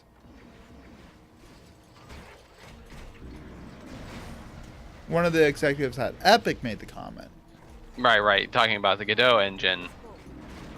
which is which is kind of positioned as an open source Unity competitor, and so again, like basically kind of potentially undermining Unity. Oh, that's interesting. Like that's really um Right. that's a low blow. Well, I mean, there's nothing saying that this is like their was their intent. Like it's really Right. hard to this was speculation on their part, but it does kind of because but the thing is like people that use Godot aren't using Unreal. Unreal, so I mean it would be a lot more of a spiteful move Right, right. to do that. Kind of a dick move to do that. If that Well, was their intention. you don't know. Right. I mean, yeah. I mean, we're talking about like, cause these engine. I mean, can you say that this is like an engine war competition? I mean, given that Unity kind of put had a horse in the race, like yeah, I mean it feels a lot more like this is an engine. This is basically two engine companies kind of facing off rather than And just using Improbable as a scapegoat. as a proxy. Yeah. Or as a proxy. Yeah. That's actually a really interesting, because we didn't talk about that at all. Right. Because this feels kind of reminiscent when you talk about like the console wars in the 90s between Sega and Nintendo. Mm-hmm. Because it just reminds me about a article I was reading about it. Because I was too young to understand console wars back then, so I have to read articles in retrospect. Right. Where the two companies like Sega and Nintendo kind of like were trying to kind of prove themselves the best. Right. Well, I was reading an article that supposedly Nintendo didn't want to deal with Sega as a competitor. They weren't interested in a marketing war against Sega. They just kind of wanted to, focus on marketing their games. And Sega forced Nintendo into marketing competition. Where I think Sega was trying to just provoke them and kind of push them into this competition war because Sega was ready to be the aggressor in it. Right. And eventually Nintendo folded and started doing like, anti-Sonic, Sega marketing. Right. And things didn't turn out. I mean, Sega had was the king for arguably the king for a while. I'm biased to Sega. I'm sorry. Shit, I was a boss. But Nintendo won the long war. Right. And that's the thing. Like Sega was very, very short-term oriented. They lasted up through '99. Like they were still making Genesis games in 1999, which, like looking back, I'm going, crap, they were. Like that's crazy. Right. And then they tried the Dreamcast, and the Dreamcast just kind of. I mean, I played the Dreamcast. My cousin had one, and it wasn't that bad of a console. I thought it was a really good. The big problem, of course, is like it was perception, and this is another kind of going along the kind of the theme of you having the company versus company contest, where like the Dreamcast was actually a really good game, but like essentially Sony had better marketing, and so. Sony was able to kind of like make people kind of go, well, Sony has the PlayStation. I think it was like at the time PlayStation 2 was coming out, and so they were able to kind of like get people to kind of like, okay, well, I'm not going to buy the Dreamcast and invest in that because, well, the new Sony PlayStation is going to be coming out too soon. Right. And one of the things that I thought was really interesting about the Dreamcast, one of its best selling points was also one of its weakest features. It was the first console to have online gaming. Right. Which sounds fantastic. Oh, they revolutionized gaming by having online on dial-up. Well, I mean, you could buy an Ethernet. I mean, yeah, the dial-up is default. You could buy an Ethernet adapter, which would let you to connect to your home network. But at the time, that wasn't common. It was actually pretty common. I mean, the bigger problem was that the availability is really low. Right. I guess I guess I shouldn't say it's common. I mean, it was something that if you were sufficiently nerdy enough. I mean, the internet was pretty widespread at that point, so everybody kind of knew someone that could help them set up the internet. Because the Dreamcast was what, 2000? Yeah, I want to say like 90 there. 98 in Japan. Right. 99 in North America. Yeah. So yeah, I mean, it came out at a time when it kind of came out in kind of this uncomfortable, awkward in between where you had kind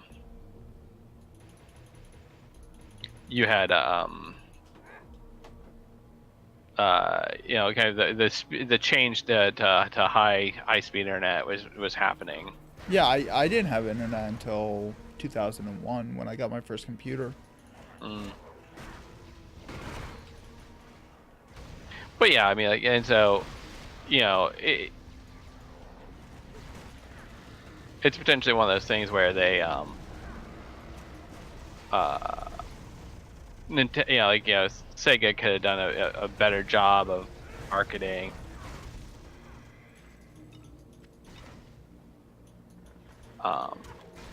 Or kind of or selling the Dreamcast. I mean, because the Dreamcast was like a really good game console. Most people kind of agree it was it was a fine game console. It just lost in the war. Kind of in a marketing war, in a marketing and PR war, which is essentially what we're talking about with the Unity and Improbable thing. Right, exactly. But Unity and Improbable is it's basically kind of down to we kind of talk about is about development, focusing on developers. Right. So to wrap up the segment, basically, we company versus company wars are brutal. Right. Yeah, and you have to be a little, as a consumer or as an individual, you kind of careful about it, looking at, specifically, who's getting, who's benefiting from this.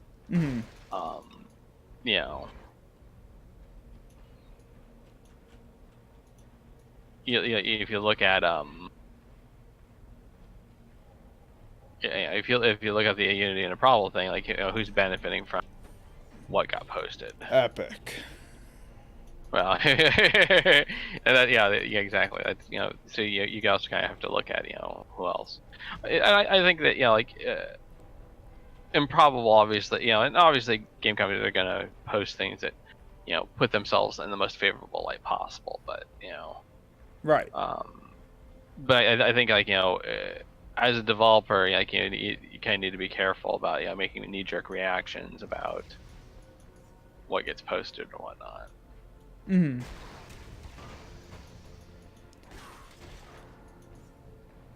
Like I said, lots of companies do essentially what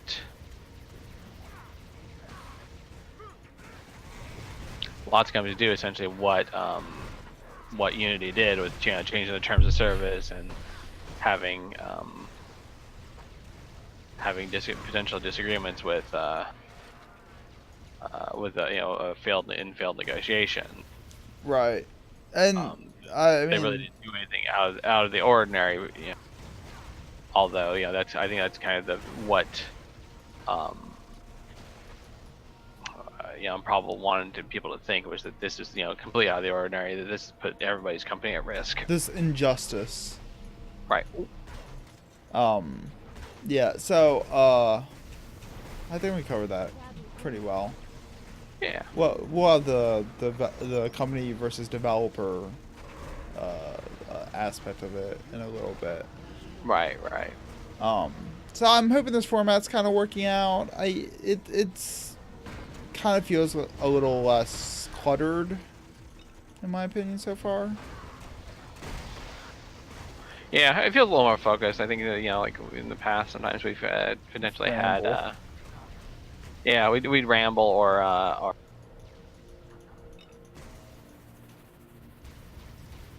we'd repeat things sometimes. So we'll see how this works. It might not work for every video, but we'll see. So God damn it. Dejara asked a very important question. Oh my goodness, what is going on over here? What is the big attraction? What is the attraction of house collecting in some games? House collecting? Yeah, like getting a house in a video game. Because we were talking about housing in 14 earlier. Yeah, I think part of that is it's about having feeling a piece of ownership of the game.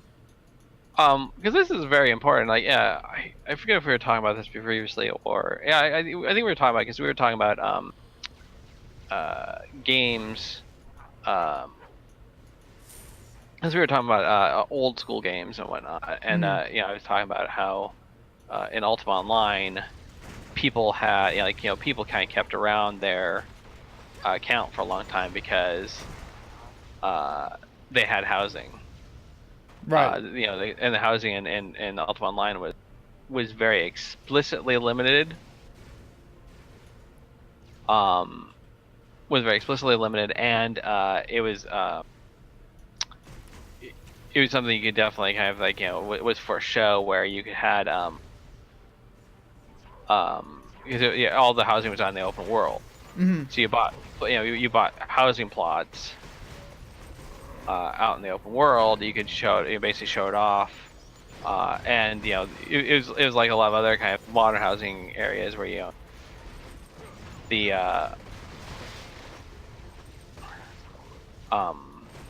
like larger plots were rare and whatnot.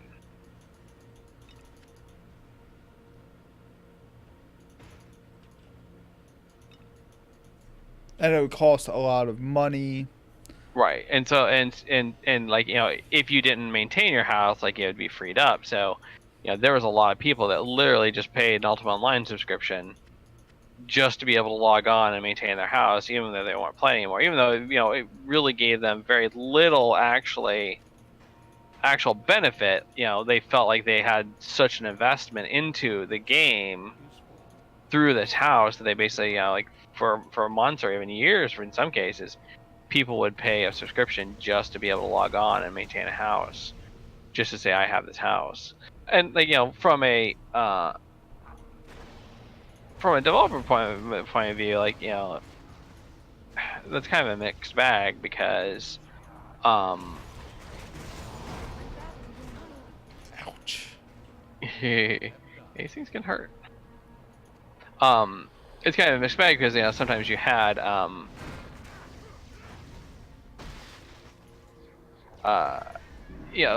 we kind of joked in the early days of online games that the best customer was the one that paid to play the game but I didn't actually play. Right, because they take up server resources. Right. Yeah, exactly. They're not taking the flip side of that, of course, is like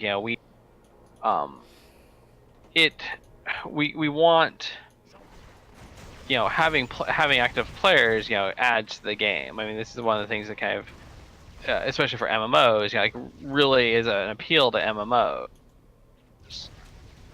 like you can log on and there's other people out there. The world feels living. Right. Like playing 14 today because Blue Mage just came out. Mm. There are so many people running around right now. There's so many people doing fates and killing mobs Right. out in the overworld. Right. I haven't seen this many people doing this since the beta. Right. It's crazy. Well, I'm sure. Like, I think there was a little bit like there's a bit of a feel like this, like when Stormblood came out. True. Oh, Raban Savage mode. True. Right. But yeah, I mean, I think we tend to kind of like we tend to kind of we don't pay as much attention to it. At an expansion because it's expected. Right, and like obviously sometimes there's bugs we have to kind of deal with. Right. Dejara points out some games have a single house like Wildstar, and some games have you collect houses like in Sweet Tour. Well, I mean, what's interesting is that you do have some people do have multiple houses, like like in Final Fantasy 14. You can't, it used to be quite possible to basically snatch up multiple houses. Yeah, on the server I play on, there's an entire ward of houses, a ward being one instance of possible house plots. There's an entire ward owned by one person. Right, because they just bought them all up on multiple accounts or whatever. Right. And to be fair, people point out, to be fair, that this was done before the I remember people talking about this. Well, it was done before the server became popular. Mm-hmm. Like they did this when there was basically practically almost no one playing the game, playing that server. Yeah, when it's very low population.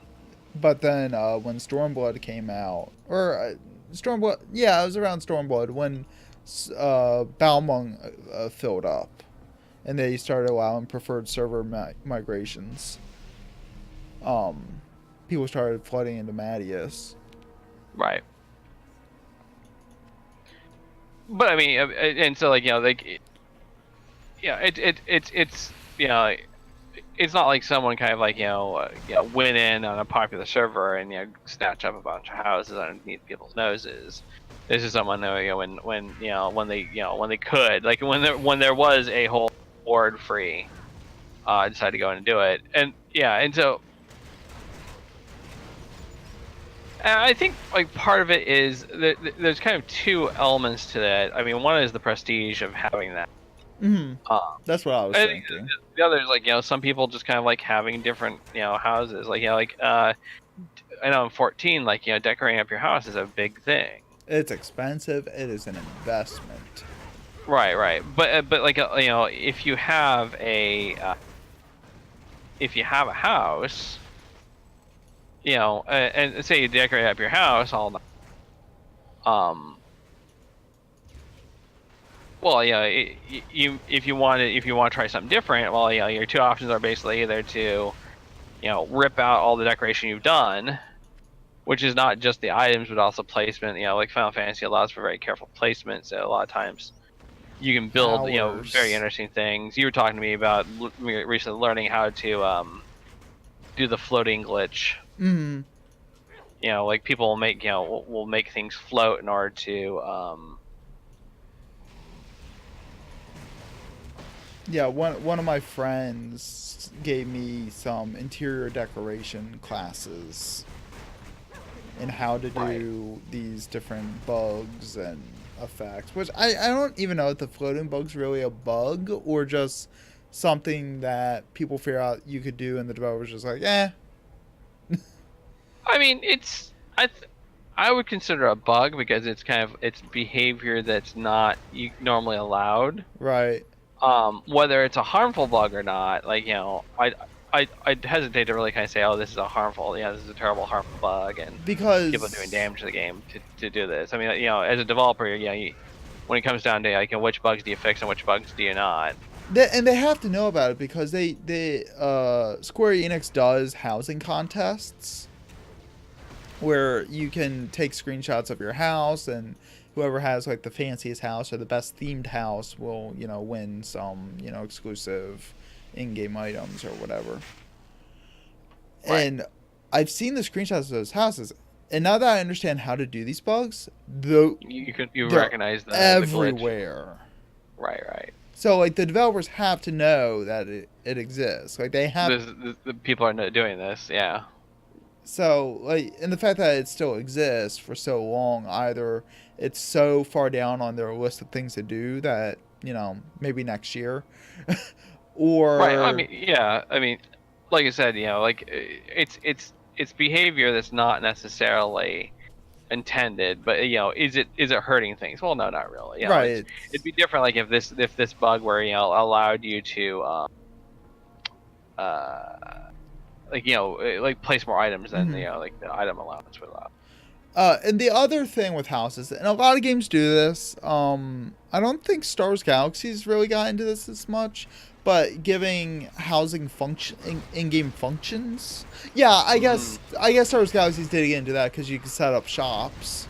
Right. But like Yeah. in WildStar, you could get buffs from having certain furniture in your house that would have like increase your experience gain, or So if you can have multiple houses, you can have a lot more, well, potentially more the buffs and whatnot. well, WildStar you could only have one house. Right. It was an instance housing system, but they gave you your house for free at the start of playing the game. But Right. so like you could decorate the interior and exterior, but it was a unique instance to your house only. Yeah, one house per character. So but if you decorated it up with certain decorations, you could get increased experience buffs. You could get like buff duration increase, stuff like that. I don't remember the exact examples. I only played Wildstar for a couple months. And even in 14, you get some buffs like that. Now I'm a filthy on my filthy role playing character. I don't get into this because I don't know that many crafters, but in Final Fantasy 14 housing, you can build buff wheels that give increased free company buffs. Right. And you can also do workshop projects, which allows you to craft more advanced things with your crafters, like making rare housing exteriors and rare furniture pieces and stuff like that. So the house isn't just prestige in vanity, but it's also prestige in functionality. Right. So like, And although to be fair, like the functionality for Final Fantasy 14 houses is pretty low. It basically allows you to like have slightly better essentially buffs for your free company, which is the equivalent of guild, than you could basically get normally. But you're still limited to what you can do, and I don't think it's that much better. I could be wrong, but well, because I also have a free company on another server that's a crafting guild, and they can make so much money off of running their workshop airships. It's not even a joke. Right. Well, I'm talking more the buffs, right. The ethereal wheels. The ethereal wheels, I mean, can be very, very useful in the certain circumstances. Because the tier 3 wheel gives 15, like the heat of battle buff gives the tier 2, which you can get just off of an NPC, gives 10% experience buff, while tier 3 gives 15%. And that doesn't sound like a huge difference. Oh, it's 5%, whatever. If you stack that on top of all the other experience buffs that you can have, the band of friendship, the brand new ring, and the Alamegan earrings. Let me do some math in my head real fast. 50, 70, 90% experience. Because that's 20, 20, 30, 20, 20, 50. Something like that. That 5% can make the difference between of a threshold. An experience threshold, you know? Of just having exponential gain as opposed to 10%. Right. A couple of the other buffs are very powerful for raiding, for example. Meat and meat, meal and meat, I think it's called. Meat and mead. Yeah, meat and meat, that's it. Sorry. I blanked for a second.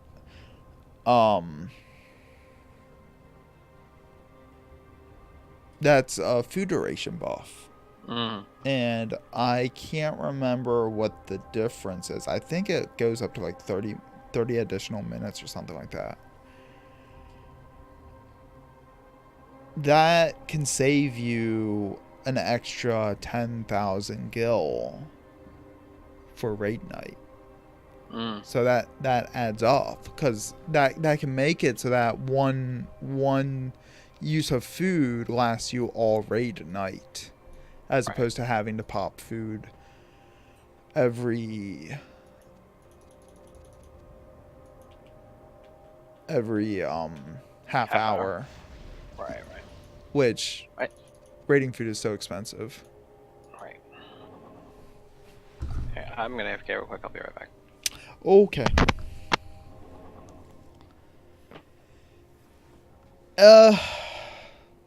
Now what do I do? Hi everyone, welcome to the stream. I hope you're having fun. I know I am.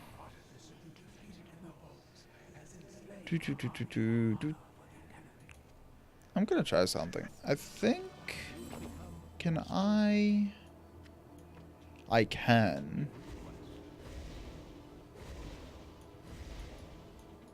I can dual wield.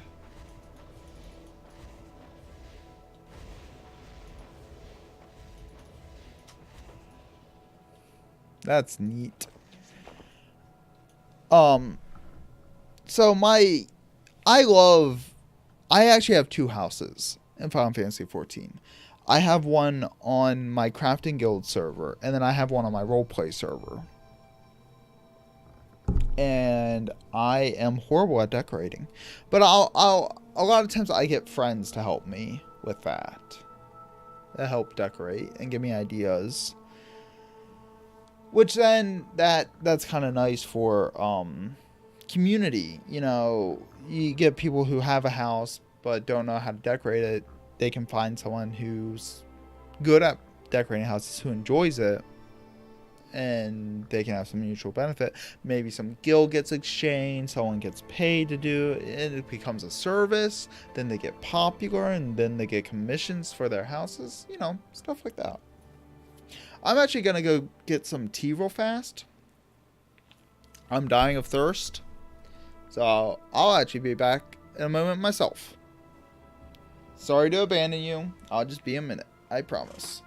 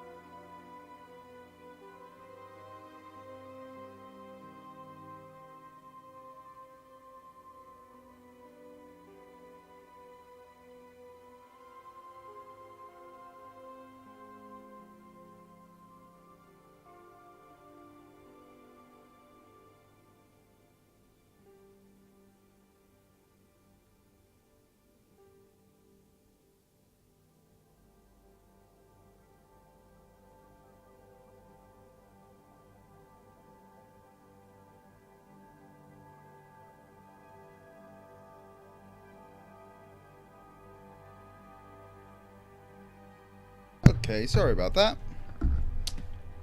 Told you it wouldn't be long. Hope no one got scared while the podcast was left unattended. Okay. Now I'm listening again. I don't know if Sai's back yet. Now I'm scared. Oh, give me 1 sec.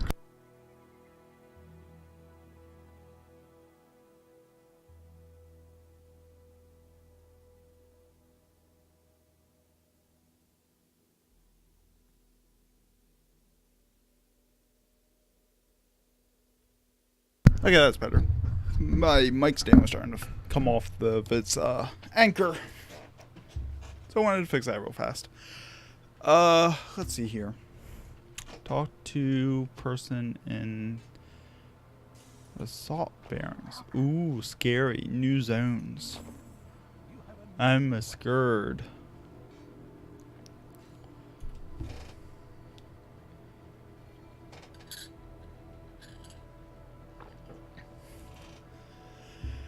So how's everyone doing tonight? Anyone have any interesting stories? Fun anecdotes?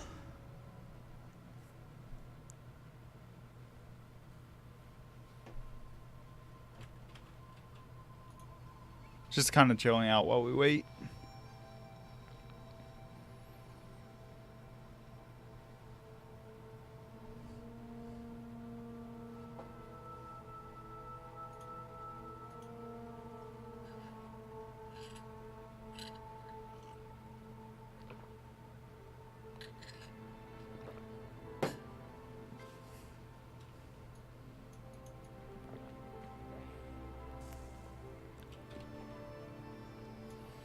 Let's see here. No, I like those points. I'm gonna put some more points in vitality. Hi, welcome back. I was very lonely. Oh. I tried to talk to the chat, but the chat doesn't want to talk to me. I mean, I'm used to it, but. So I think we have time for one more of our topics. Yeah. I was talking about a bit about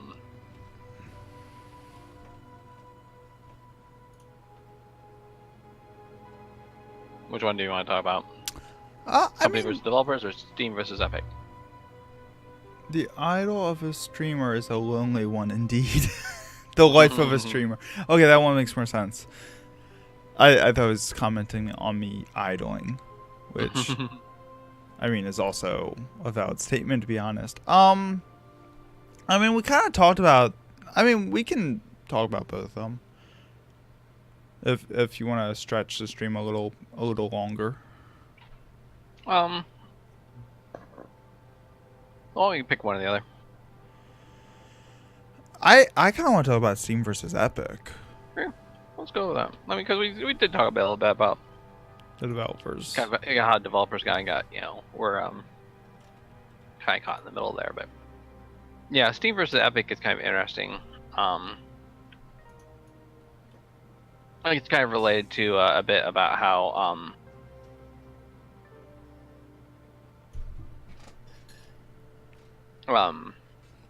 yeah, how Epic kind of stepped into the Improbable versus Unity thing.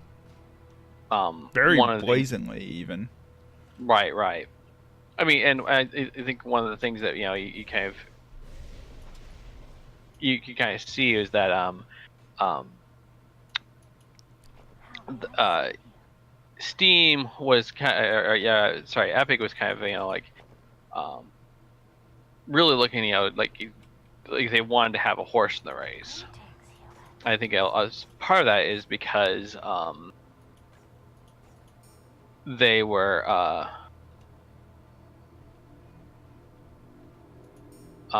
because Epic has their new Epic Store and they're kind of trying to compete against Steam.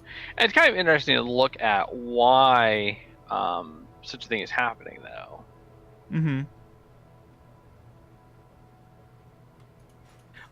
Because one of the interesting things is that they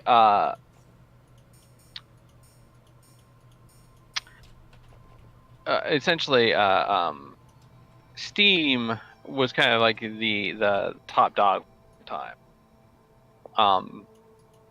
When it came out, it's kind of like one of the first big distribution platforms, and people have had a hard time really competing with Steam.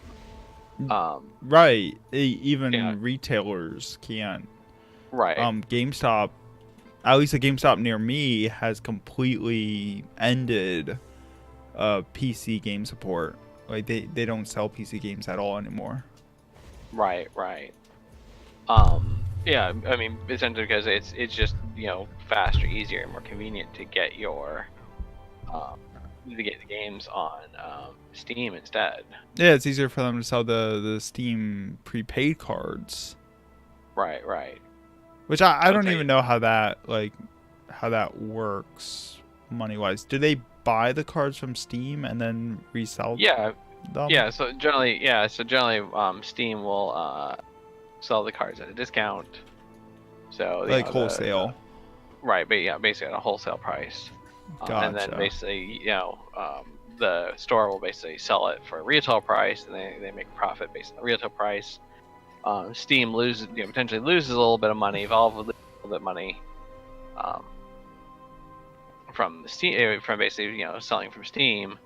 But the flip side is that they potentially reach audiences they couldn't reach otherwise. I'm gonna go back to the first town real quick. I want to mess with the inventory. Oh.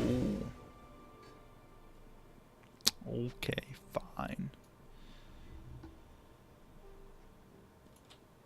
Which I always kind of imagine with prepaid cards that you're kind of selling imaginary money in a sense, or credited money, I guess would be a better. Right. Because you're buying credits for their platform, basically. Right. Anyways, so for the longest time, Steam's had a monopoly on PC gaming. And I wouldn't say a monopoly, but they definitely have had a lot more of a. They've been a very dominant force. Right, and to the point. Go ahead. To the point where they've been a little gotten a little callous. Because they started out kind of being it was one of those things where originally it was for indies, you get your game on Steam, the green light, right, or just get your game on Steam, and that was basically more than anything you could get before. Right. It was amazing. Is an amazing thing. You're going to get be able to sell your game. It was a lot easier than trying to get your game into retail. Yeah, how many indie games got into retail shelves? Right. I can't even think of any off the top of my head. Right. But yeah, I mean, but that was the thing is that people, retail, retail was hard to get, and so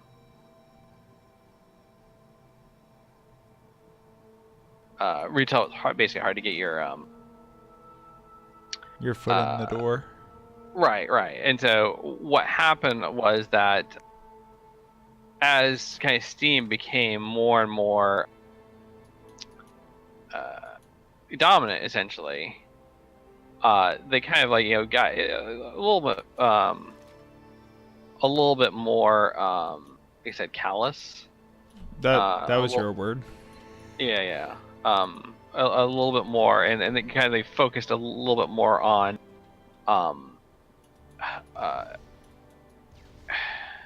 trying to increase their own profits, but not necessarily working for the individual,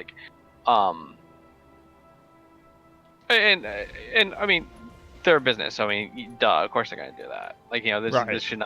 This should not come as a surprise to anyone. That basically this is what they want to do. Right. And Dejara comments that Valve was complacent. Yeah, complacency. That's another really good way to look at this, where they they really did, they didn't feel like they had to kind of keep up with things. Because they didn't at the time. Right. I mean, yeah, exactly. Pretty much directly that. And so what happened? So what happened was that suddenly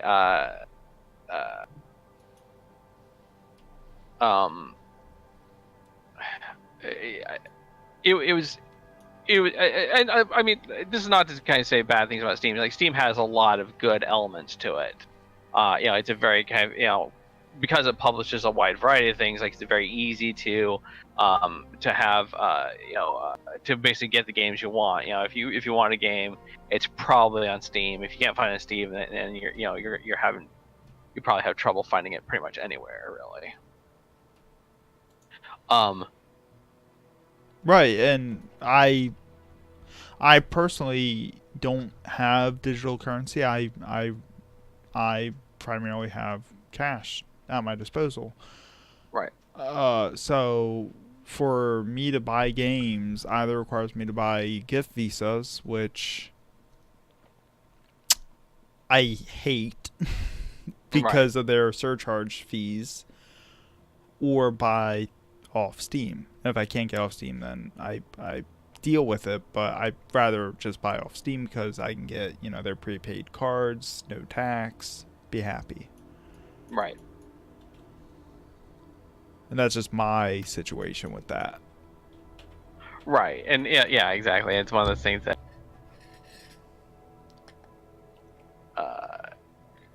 because of your kind of specific situation, it works much better for you. But so yeah, and the other kind of benefit of Steam is that it's a Netflix thing where they can basically, because they have so many games, and they kind of look at people's behaviors, they can start doing pattern matching. Mm-hmm.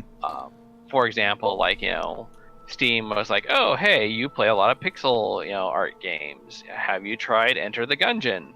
And I was like, oh hey, this is 50% off. I've heard good things about this game, so yeah, I'll give it a try. And so from that perspective, like, they were able to make a sale because they knew me, essentially. They knew things well enough to say, oh okay, he likes this, so he'll probably do this over here as well.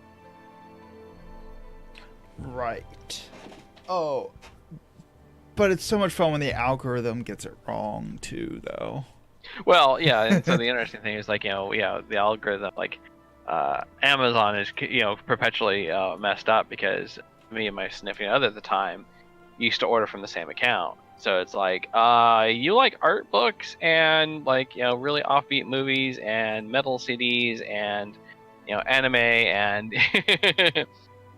and so I'm sure it's one of those things where, like, it was I was very confusing for their algorithms. Right. And with Steam, some of the algorithm be like, oh, you looked at this store page, so you might be interested in this. I look at a lot of store pages. Right. Just to look at games when they're on sale. So it's just like, oh, you looked at, what is it, Neo Capora? So you like visual novels. No, right. I've never purchased a visual novel in my life. Right. Thanks for trying. Yeah, you get an effort, but yeah. Right, exactly. No, I played Doki Doki Literature Club. I did play that. But that's because it was free, and I heard it was messed up, and I never got to the messed up part of it. It's like 2 hours into the game, and I'm just like, ugh. Anyways, I'm sorry. I am not focused right now. That's fine. We kind of do it's kind of the last topic here. So, but yeah, so essentially, then Epic comes along, and the other, like I said, the other interesting thing is, like, people have tried to kind of dethrone Steam.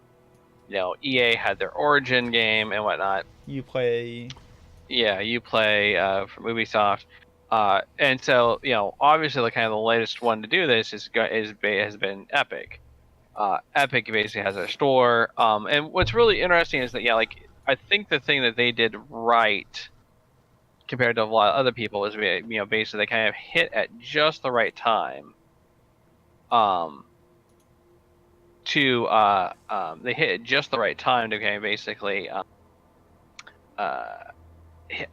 to get people, because like one of the big things that people Epic was doing was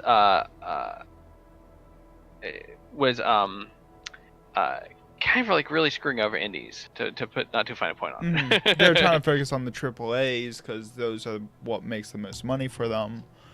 Right, and it was one of those things where they kind of like they really kind of dropped the ball, because like at one point, like the algorithm made it so that indie games weren't showing up, and like there was a drop in sale, and so like Valve later claimed that this was a bug and was not intentional, but still it's kind of going back to what we were talking about with the Unity thing. It's like once developers kind of realize, well, I'm at the mercy of this particular person, this particular situation.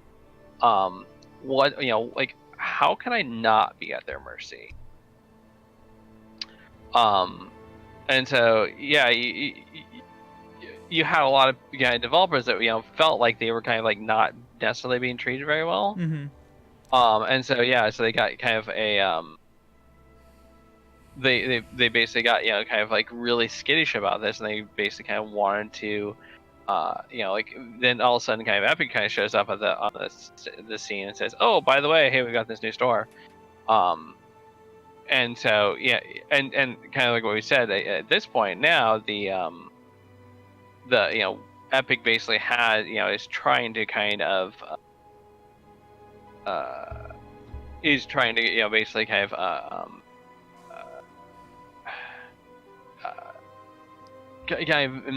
get attention, right?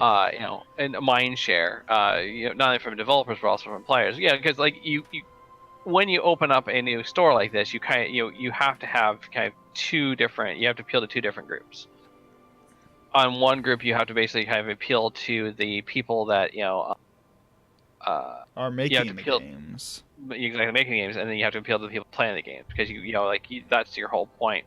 Kind of Steam's origin was with the orange box, really, and basically so that this is one of the things where they kind of got people to buy the game, install Steam, and that was kind of like the way in. And you can kind of see kind of something similar with Epic, where the way I got into the Steam store is that I installed Fortnite just to kind of try it out and see what people were talking about. Oh, the Epic store, you mean? Well, no, I installed Fortnite. When they came out with the Epic store, it was part of the Fortnite launcher, essentially. Right. Yeah, you said Steam at first. That's. Oh, sorry. Yeah. That's what I was correct. Yeah, the way I got into the Epic. The Epic store was I installed Fortnite, which is an Epic game. Was trying that out, and then all of a sudden it's like, oh, by the way, here's our new store that you can basically try for free, basically that you will get for because you have the Fortnite launcher. Right, exactly. And so it's kind of the same thing that happened with, like I said, the orange box Steam, where it just kind of like slipped in there. Now I have the Epic store on my computer. I have very little reason to get rid of it now, and this kind of also means that I have Fortnite permanently installed on my computer. Pumpkin brought up a good point as well. Mm-hmm. Discord has a game store now. Yeah, and they seem to be catering very heavily towards indie games on it as well. Right. I mean, this makes sense because you have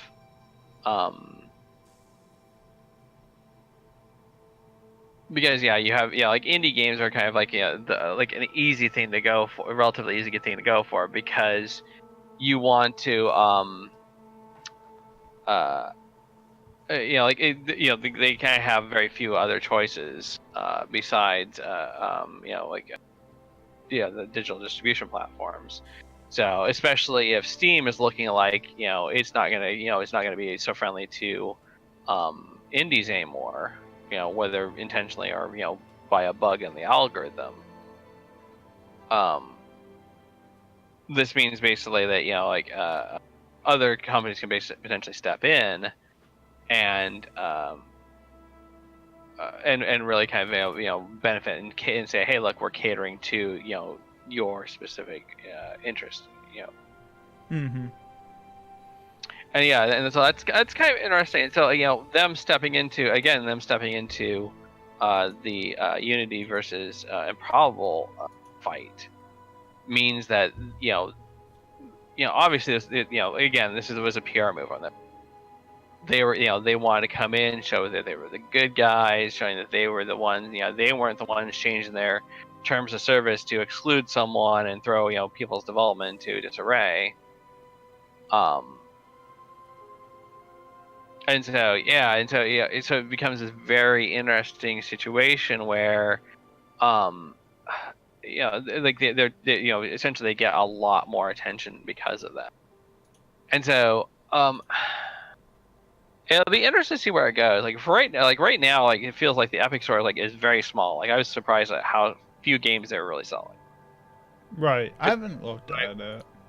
It's really small. Let me take a look at it. Do I have it installed? I know I have Fortnite installed on one of my hard drives.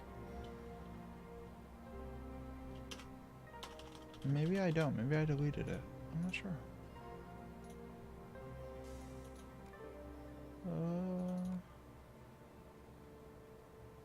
I have Epic Games Launcher.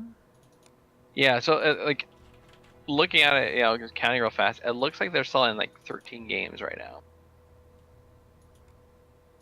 Maybe 14, and some, of course, like some of these are like coming soon type games.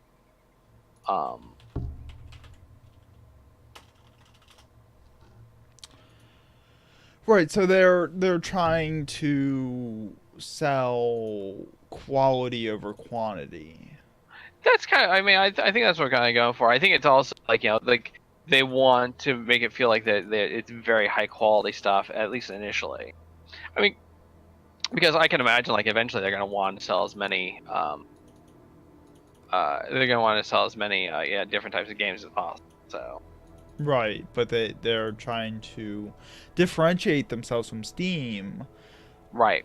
By saying, yeah, you can get anything on Steam, but we have the good stuff. Right. And Ubisoft has pulled their future projects off of Steam to sell on the Epic Store instead. Yeah. I'm looking at the Epic Store right now. Yeah, the Division 2 available pre-purchase for $60. Mm-hmm. Yeah, and so that's potentially kind of interesting. Like and yeah, if Epic's made deals like this, exclusivity deals, yeah, that's potentially really interesting. And then, like I said, like on the short term, they're giving away games for free. Like right now, they're selling What Remains of Edith Finch. They gave away Super Meat Boy, and then originally they gave away Subnautica. Some really good games. Yeah. I mean, these are like really high quality games, and they're basically going to be selling other games. Like they're going to be selling the PC version of Journey. Oh, really? Yeah. I heard a lot of good things about Journey, but I don't really know anything about it. It was supposed to be like a really interesting multiplayer experience because people just kind of come in and out of your game. Yeah, and so there's no like direct chat, so you have to kind of do everything with basically kind of symbols and signals, and have one person if you just move in a direction, kind of assuming the other person's going to potentially follow you or whatnot. Mm-hmm. Yeah, I heard a lot of people loved Journey. Yeah, but it was a PlayStation exclusive for such a long time. Oh, was it? Okay, that's why I never played it. Yeah. I have one PlayStation. Okay, I have a couple of PlayStation exclusives that I've actually gone out to watch Let's Plays of. Right. Because I'm a PC gamer. I'm a Switch gamer, but I'm primarily PC. The Last of Us. Oh my god, I love that game. That's one of the things that I love that game and I've never even played it. And whatever David Cage game it was, Detroit. Oh yeah. That one. Okay. Like, it was okay. Yeah. Sometimes games have a lot of attention that Like, or really, they really, maybe should, but. Well, I think my issue with watching Detroit was I was watching the Game Grumps play it. They don't necessarily sell the experience very well And sometimes. I'm just I didn't know that Aaron could suck at a walking simulator. Which way do I go? I don't know. Oh my goodness. Yeah, I gave that a few episodes. I'm just like, oh, I can't. Even I, who love these two idiots, am going, oh, you guys are idiots. Of course, I wouldn't be doing any better, but right. I don't stream games that I know I'm going to be. Oh wait, yes I do. I was gonna say, careful about that. I forgot I did stream Rust a couple of times. Oh yeah, that's right. That was the thing. Anyways, moving on. Which are all my. No wait, no they're not. I should put that on YouTube. Anyways, by the way, I have a YouTube channel where I upload all of this, all edited and pretty, or I try to. Check that out. Yes. And part of our format changes to try to kind of make that work a little bit better. So. Yeah. So we're trying. How are we on time? I don't know. It's 11.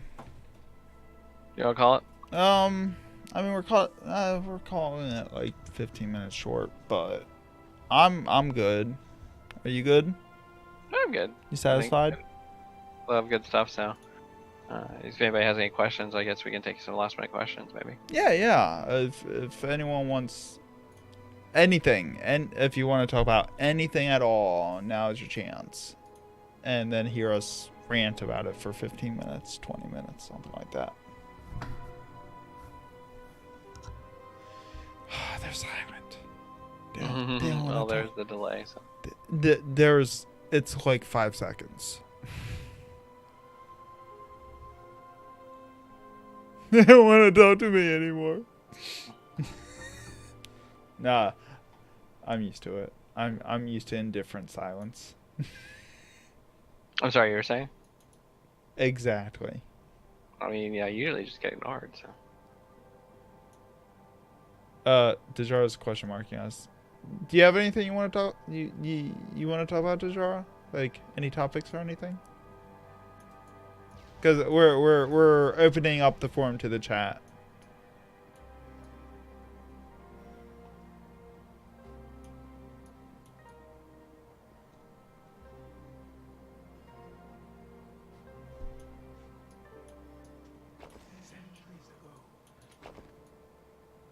So we can talk about Blue Mage some more. For a little bit. Yeah, the other thing, if you want to, spend a couple more minutes, is like, what do you think of Torchlight 2? It's fun. I like it. How does it compare to, say, Diablo 3? 2 completely different games. This is very... I mean, I don't know. I'd have to see what...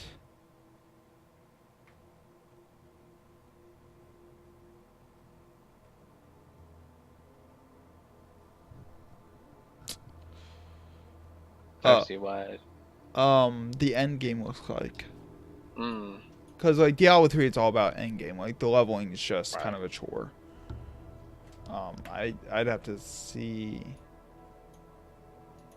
Oh,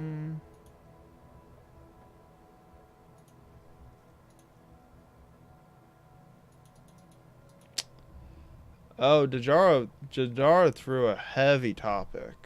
Wow.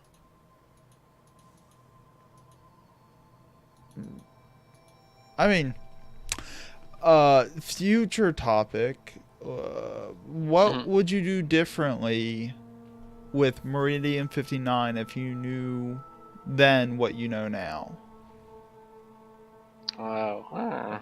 That's kind of a heavy topic there. Right. I mean, like,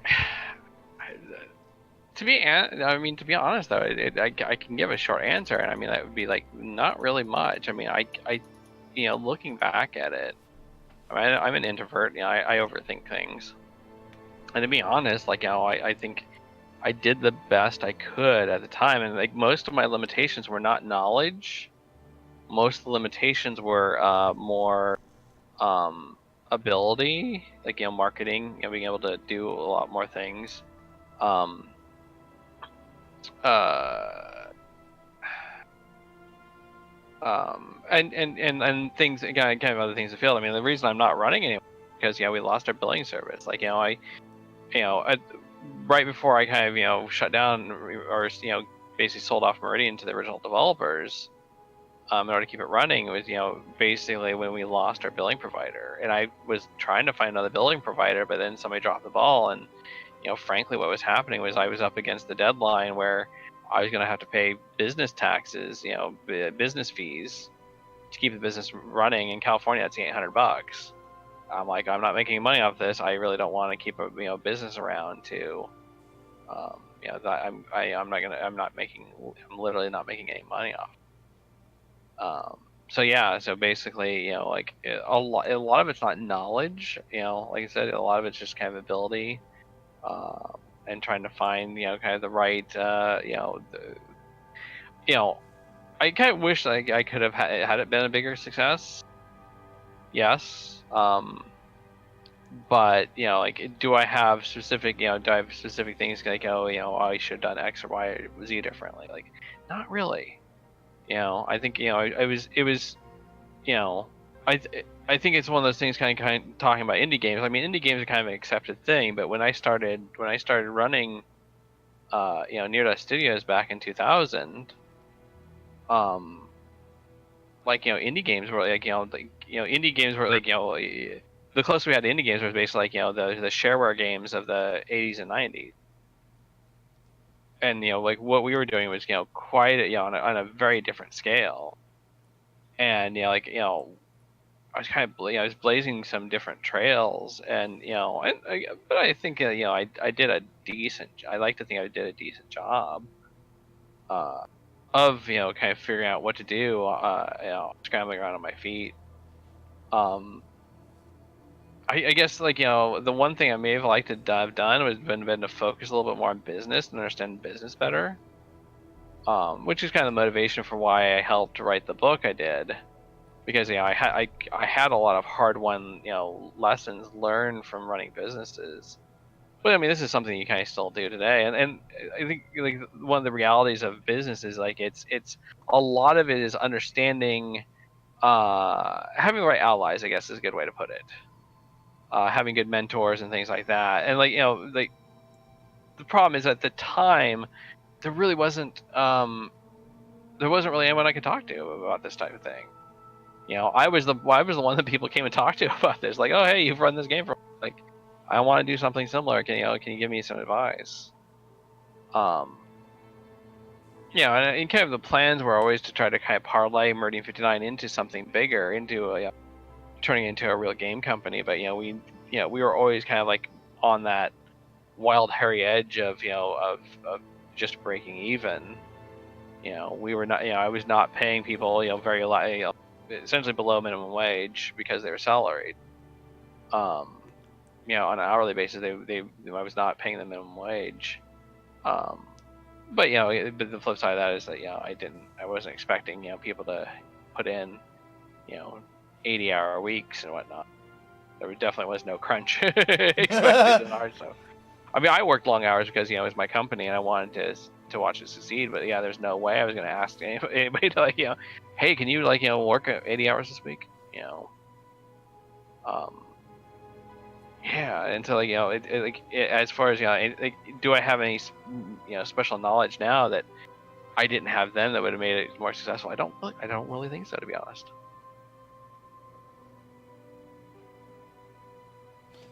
I think there's things I do differently for a new company. And I think the flip side too is like the other thing that kind of keep in mind, and I don't want to make this sound too snarky, but like you really kind of need to know who you're getting into business with. Which ties back to the podcast today. Right, exactly. Like who you're in business with, and like making sure you have open communication. Because like I said, like losing our billing provider was kind of a blow for us, and it came kind of suddenly, where they were like, yeah, in about 2 months you're not gonna have a billing provider, and I was like, wait, what? And like that's just something that like it's hard to really plan for, because like one of the problems you run into when you change billing providers, like you have to change over all the information. Like you can't just like you can't like one company cannot easily give another company a bunch of people's credit cards without it looking really fucking suspicious as fuck. Right. And I'm pretty sure probably merchant accounts probably have restrictions on that in order to avoid the perception of people buying credit card numbers in bulk like that, like they do on the market. And so even if I did find another billing provider, I probably would have lost a number of people who were subscribing. Yeah, I mean it's just tough all over the place. So you did the best you could with what you had. Right. It wasn't a situation of not knowing something. Right. There was never a point where I went like, fuck, if I had just known this, then totally avoid. Which is, I think those are the kind of the hardest lessons to learn from, when you generally give your all, and it's just not enough. Right. To reach the goal. Right, and like one of the things I always kind of was worried about when I started near the studios and we bought Meridian 59 is like knowing when to quit. I think that's one of the hardest things to do, is because you're very emotionally invested into this. Like I was very emotionally invested into Meridian 59. I was emotionally invested into running my own company. I'd been through a lot of hardship for the company. I wanted to see it succeed. And so but knowing at what point do you say, okay, this is enough. I can't do this anymore, because I need to kind of focus on something else. And so I mean I was pretty fortunate where I on a personal level while I was running the business, I had some opportunity to do a lot of consulting and contract work, which is basically what allowed me to get out of the debt that I incurred starting the company. But to be honest, I probably would still be running the company today, at least part time, if we had not lost our billing provider. So I don't know if that satisfactorily answers your question, Jara, but hopefully you got something useful out of it. But that's the answer you got. Right. Yeah, that brought us up to 3 hours. That's good. Thank you for the filler. Wow. Your heart wrenching. Wow. Okay. Honest talk. Thank you for your filler. Oh my god, I feel terrible now. I'm editing. Do I put up with you again? I'm editing everything I just had out of the video. Yeah. With the magic of editing, I can look like a nice person. We all know, though. We all know. But yeah, so talking about Torchlight 2, just for a minute. It feels like a much more RPG game, while Diablo 3 is a much more action grind game. I think that kind of sums it up pretty well. Diablo 3 took the grind and class building mechanics from Diablo 2 and just focused on that primarily, while this seems to have taken more of the RPG elements. Because this feels very similar to Diablo 2. Admittedly, I haven't played Diablo. This feels very similar to Diablo 2. It does. I played it, so. And I have played Diablo 2 recently. Right. But I know I've never played Diablo 3. I know you were playing it quite a bit recently, so I was kind of curious about your perspective on that. Yeah, because I bought the Necromancer DLC. Right. So I've been playing that a lot. I'm having fun with it. It's kind of a nice game that, it gives you enough excitement, but we can kind of run it in the background while we're discussing the topics. So. In between deaths. Right. Where you make fun of me. No, I died like 5 times today. So. I know. He knows I didn't make fun of you like you made fun of me. I know, I'm a horrible person. I don't know why like this shocked you. Anyway, thanks for listening, everybody. I hope you got something fun out of it. Yeah, I hope everyone had fun. I hope the formatting changes were acceptable. This was just the first attempt. We're gonna be playing around with it and trying to refine it. So if you didn't like what we did today, you can poke me, poke us on Discord or whatever. Give us, suggestions what you think. I think we're gonna raid Surian tonight. He is actually playing Diablo 3. Nice. On the Switch. So, let's raid Surian. Oh, I'm in the wrong chat trying to raid him. I'm in his chat trying to raid him. That's not how this works. Thankfully enough, Twitch will just be like, you can't do that here. Right. It won't actually broadcast it, because that would be actually kind of awkward.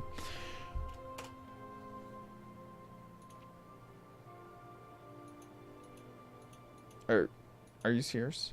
Okay. I'm having issues here. Oh. Like, I tried to do it through the bot, and the bot's just like, you're not on the right account. What? Excuse me? Yeah, because it's supposed... I was trying to send it through my streaming account. Okay, whatever. See you guys next week. We'll try to come up with some fun stuff to talk about. And, yeah. See ya.